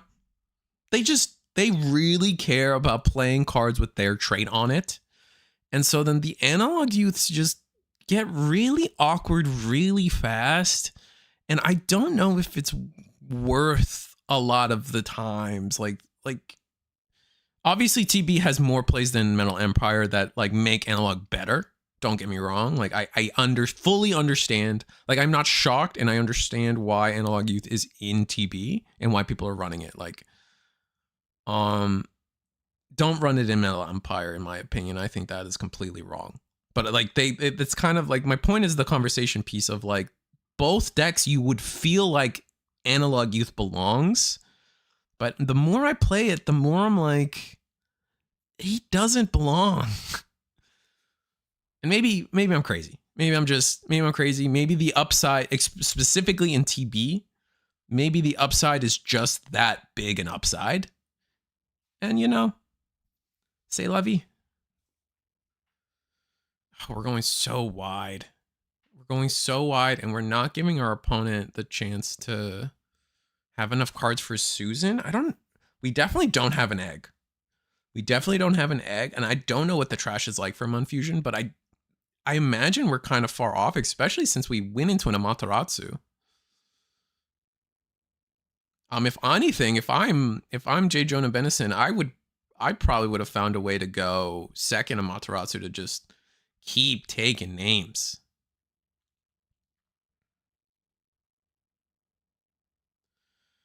Looks like we attack with the Kaguya. with execute specifically, actually. Going to play Ryugu. Oh, we're going to use our arrival here. Okay. That's going to put... Interesting. Arrival, trap card to play Ryugu. And then we have to, we're now choosing to resolve the on deletion of Karakuru, which lets us play a level 4 or lower. I'm going to play the squirrel. Playing the little squirrel. Going to grab an Amaterasu, and I think that was Kokeshi. And giving our opponent 3 is gnarly. Oh, it's actually 4 because we did delete, and then so analog triggers here, giving us 4. So Jojo and Benison actually has to fix their memory. Monfusion is correct. Execute. No. Execute the Kaguya, which is fine. I don't think we should use our trap card there, personally. Kaguya will bottom deck the lowest level, yep. And from here, we have a few things to resolve, right? I forget what level 5 was underneath. Was it? It must have been a Karakuru. Surismon. Fortitude. I think we played that wrong. Am I crazy for thinking we played that a little wrong? If we played the Sarismon, because like we were resolving all the on deletions, right? So you could, in theory, do on deletion of Karakuru first to get the Sarismon down or Searsmon down, delete the rookie, then on deletion of Karakuru to bottom deck the Ryugu. Ryugu decodes out the Ryugu decodes out the Caesar, the Shishi. And so now you have Shishi. Maybe you know what? Actually, it might be better that we're just at a 6. We're more than okay. Than like leaving Ryugu on board is fine. I think actually. I think we'd rather the Ryugu than the Shishi on board. I think that makes sense. So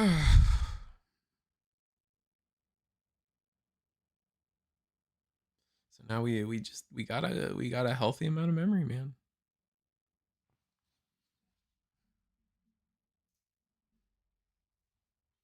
Emmy already digs so fast it decks itself out. Analog hurts more than it helps. I agree. Emmy doesn't even really want to be deleted, really. Yeah. Metal Empire digs incredibly fast, so they don't need it. TB dig is fairly slow, so they do. Love when Metal Empire runs Analog Youth. I make them deck themselves out like 1 out of 3 times at least. Analog Youth in Metal Empire doesn't make much sense beyond trying to turbo assembly. Ryugu, I've seen it cut entirely in some builds. I think that's probably incorrect. I think, and maybe it's like the same thing as like Der Blitz in Beelstar. Like you could function without it, but like why not give yourself the extra utility is probably going to be my take in the long run.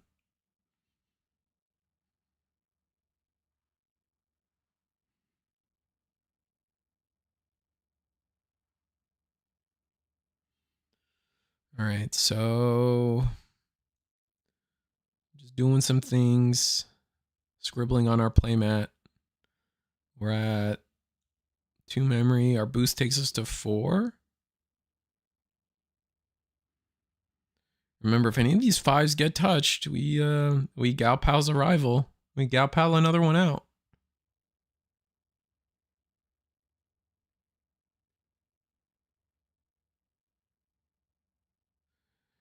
Can Kokeshi mill? No, Kokeshi doesn't mill. Just on play delete a guy. Delete your opponent's guy. Going to Shishi, we do have the execute available to us. We don't have enough analog youths to do the cheeky keep my turn thing. If we go into a 6.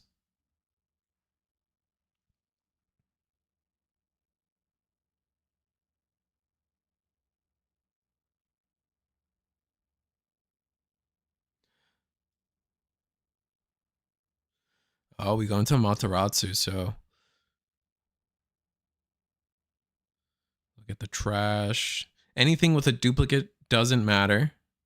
So we got to look at the single. Yeah, get the egg out of here. That's huge. Can you pick the egg? Sometimes you can't pick the egg. I need to double check.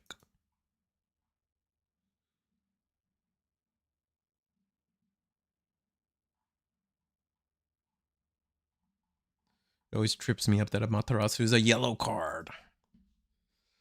Delete one of your opponent's slow DP Digimon, then by returning 2 cards from their trash. So the, yeah, it's any 2 cards, yeah. Okay.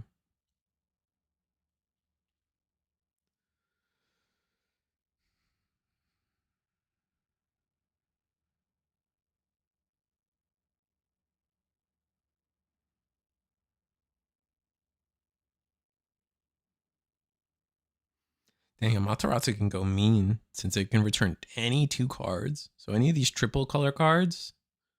Whew. There's a world where you get minus 25k in this particular matchup.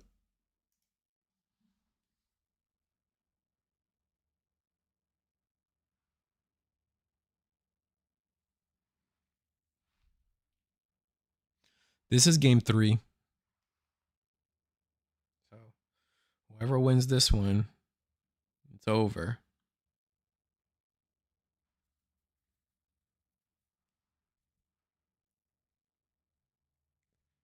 J. Jonah Benison's board is completely... All right, there we go.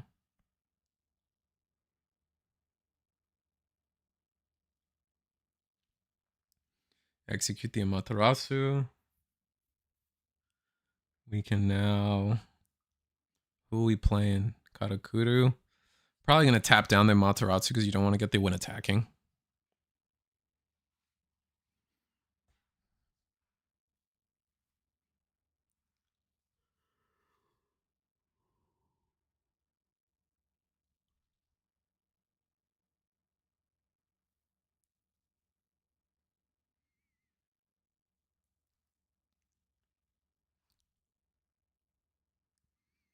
Yeah, eggs can't go to your hand. Is that true? I know that's true, but like, if it goes to your hand, does it just go back to the egg deck? No, right? It's different when it goes back to the deck. It also like counts as like digi egg deck, so that's why that works, but not returning to hand. I don't know. That's weird. That's something that like never happened. So like I don't even know the interaction, the ruling there. So a simple choke to 1 is all we do. Yikes. Mind Fusion might win here.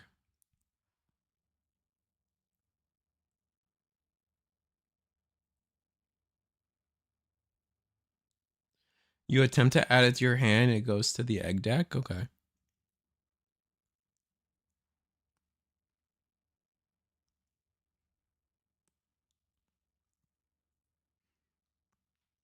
I'm willing to believe you. Like I have no reason to argue against you. Like that sounds I know Thundermud is saying it doesn't make sense, but like it technically makes sense to me because it's the same logic. But I'm just not I don't know if that's true or not, right? Like it could be either way.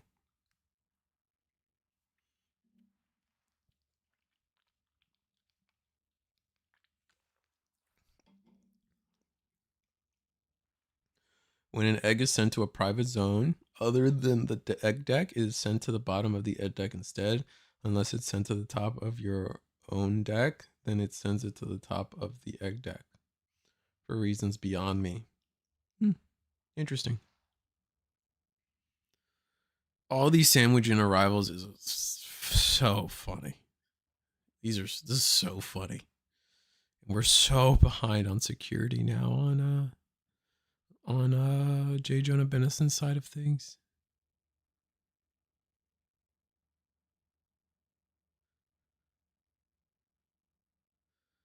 Going to swing Egg Boy. We will block that one.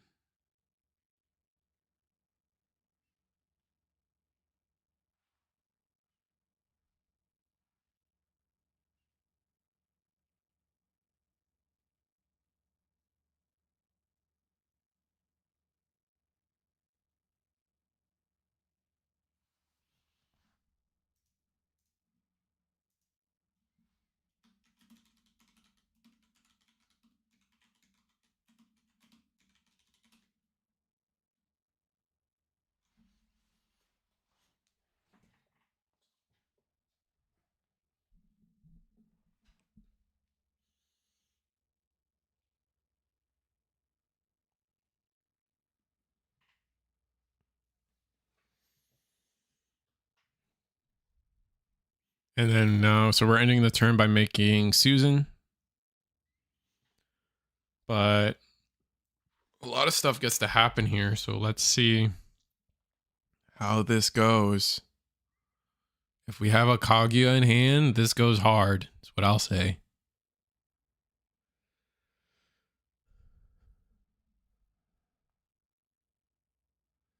So on play, delete the whole board. What happens next? That is going to be the question. We do have the second Kaguya. Oh my.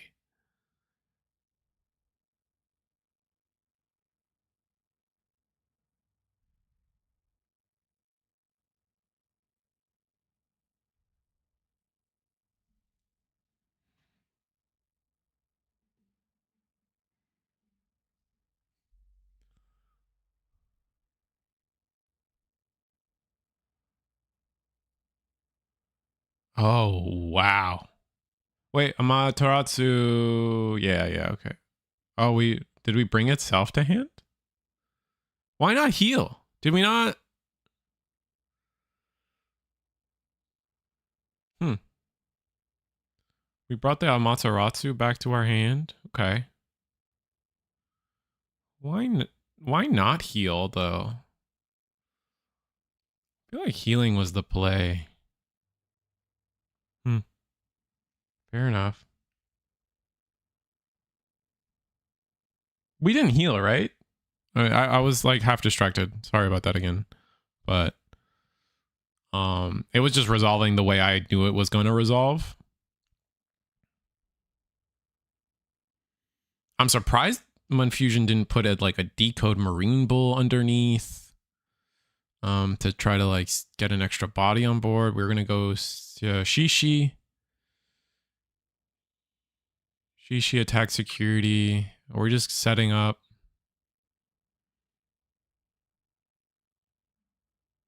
What are we setting up here?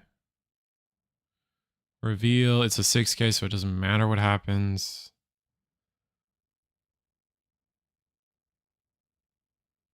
Reduced by 2. So we get to go into our 6. I guess we Amaterasu that we brought back makes sense. I mean, that's why we brought back the Ascension. I know it can bring back like I know it can bring back itself, but why would you? I guess is the real question. I would put at this point, it literally doesn't matter what you put back. I guess you could put back egg. Both eggs. Okay. I was gonna say like you could probably put back. I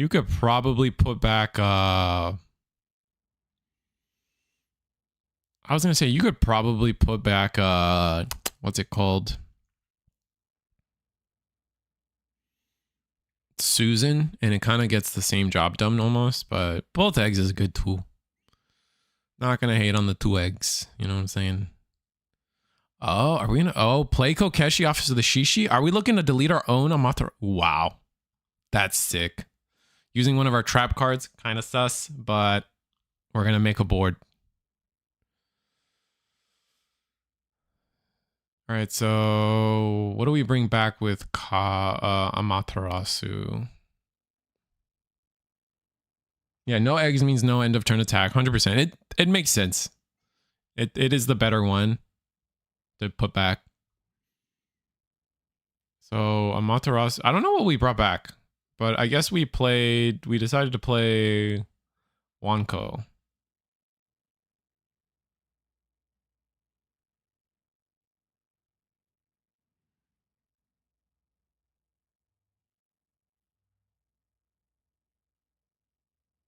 Oh, Wanko off of... Oh, I see it. Never mind. It's Wanko off of Kaguya, and then Karakuru off of Amaterasu. And then we are going to heal the Amaterasu. I don't know what we brought back, though. I didn't quite catch that.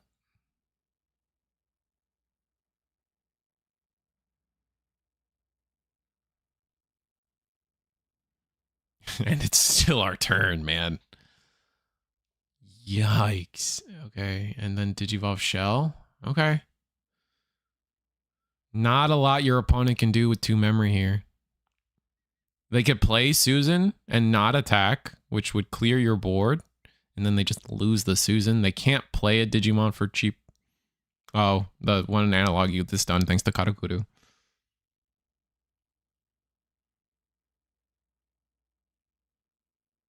Oh, so did I say the wrong Karakuru for... Oh, did I say Karakuru instead of Kokeshi for the on-play? Delete Amaterasu.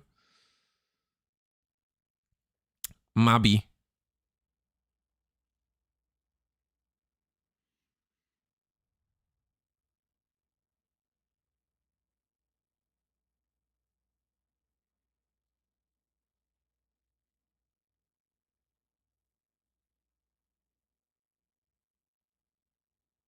Oh, I see what you guys were doing. You guys were confused about why it deleted itself, but yeah. I thought I said that out loud. The level 4 you on play delete the Amaterasu, but that's my bad. I should have made that more clear. Karakuru, Digivolve, suspend the blocker. Swing Ryugu. When attacking, tuck under to unsuspend. It's a seer, so now we're bigger than Kaguya. We let that through. And then you just hard slam Susan, right? Yeah, hard slam Susan. I don't think there's anything you can do because you're going to trash last security. And yeah, so J. Jonah Benison gets it tonight in a honestly really good back and forth. I think all 3, maybe game 1 was really Ben-sided at best. Like, I think even then, because I feel like game 1, Fusion was ahead and then that fell behind. It's just like it's a really interesting, like, this matchup is like a really, really interesting tempo setup. Like, it is all tempo. It is crazy. And identifying who has tempo, that's gonna take practice. That's gonna take like how are you gonna set up the board in the right way every turn that you can just take tempo and like keep it. Because like when the idea is like, okay, both decks get to a point where like I'm gonna Susan you, and one deck has, and like if you're both in the tempo and in the game state where like I'm gonna Susan you, you're gonna Susan me, one player has tempo there. Even though you guys are doing the same thing, one player is technically ahead of the other player, and it's those little decisions that are going to like it's such an advanced topic. Like I can't even. Oh my god! I hope that somewhat makes sense. But like, yeah, like it's just this idea of like, even if both players look like they're doing the same thing, one of those players has tempo and is keeping tempo, because if you're both doing the same thing, if I'm ahead and we're doing the same thing, I'm still ahead.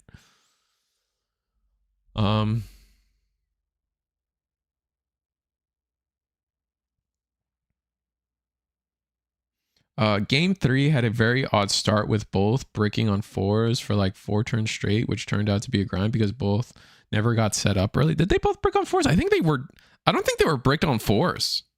Like, you say that, but like I think that we're strategically just like searching I mean, unless you're listening to them right now and like they're saying that they were bricked on 4s, that's a different conversation. Like, I'm sorry, like maybe I'm just wrong, but like it didn't look like they were bricked on 4s. It looked like they were just trying to play, like create advantage, right? Like they were playing arrivals, they were playing analog use, we played the mem boost, we played the field spell. Like maybe we were bricked on 4s, but we had things to do, right? Like, so it doesn't really read to me like they bricked on 4s, if that makes sense. Because none of those early plays were like, oh, they're just bricked on 4s, they just can't play the game, in my opinion. I guess like even at 1 memory with the Gossamon, you can promote Digivolve into a 4, Digivolve into 5, Digivolve into Shishi swing, and like because they weren't doing that, that might have been a break. But like what they were doing was not bad either. Like I don't know, it's hard to say.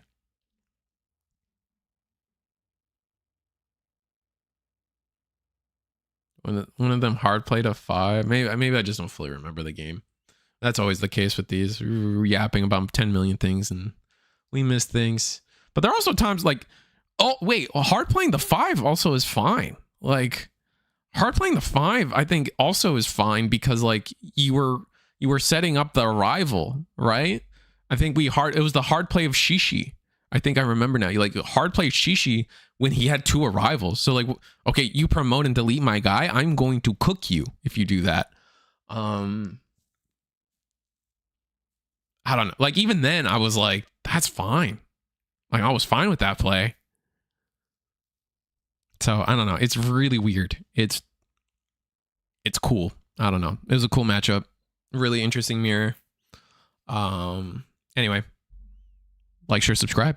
Do you guys got anything to say? And then I did read back a little bit, and you guys did confirm that Damien was correct on the Digi-Egg thing.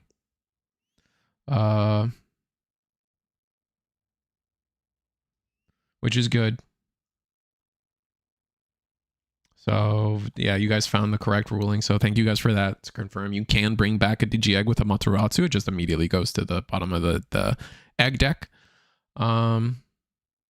And from there, if you guys have nothing else to say, I got, you guys know how it is. It's Eagle's Nest. It's every Monday, 7:30. Every Thursday, 8 p.m. Eastern. If you guys want to play, now's the time. This set looks fun. This set is fun. Honestly, 25 was really fun too. So if you guys are looking to play, definitely come out and play. It's awesome. It's a great time. It's an awesome time. Also, I guess Mario's Gaming World is back. So check out his Twitch where he did a free tournament yesterday and potentially doing more in the future. So, check him out. I don't know if he confirmed another tournament. Someone else who watched.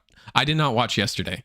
So I'm not sure. And then that's not out of malice. It's just didn't watch him. I was busy. And also Godomart for all the like cool stickers that I was able to get from them, and some Naruto memory markers for what I am predicting to be a memory gauge game out of the Naruto card game. Cool stuff. Love that. They mostly do Digimon, so check them out. Yeah, that's my Lobomon one. I love it. But yeah, that being said, like, share, subscribe. See you guys next time. It's always a fun time. Always a fun time.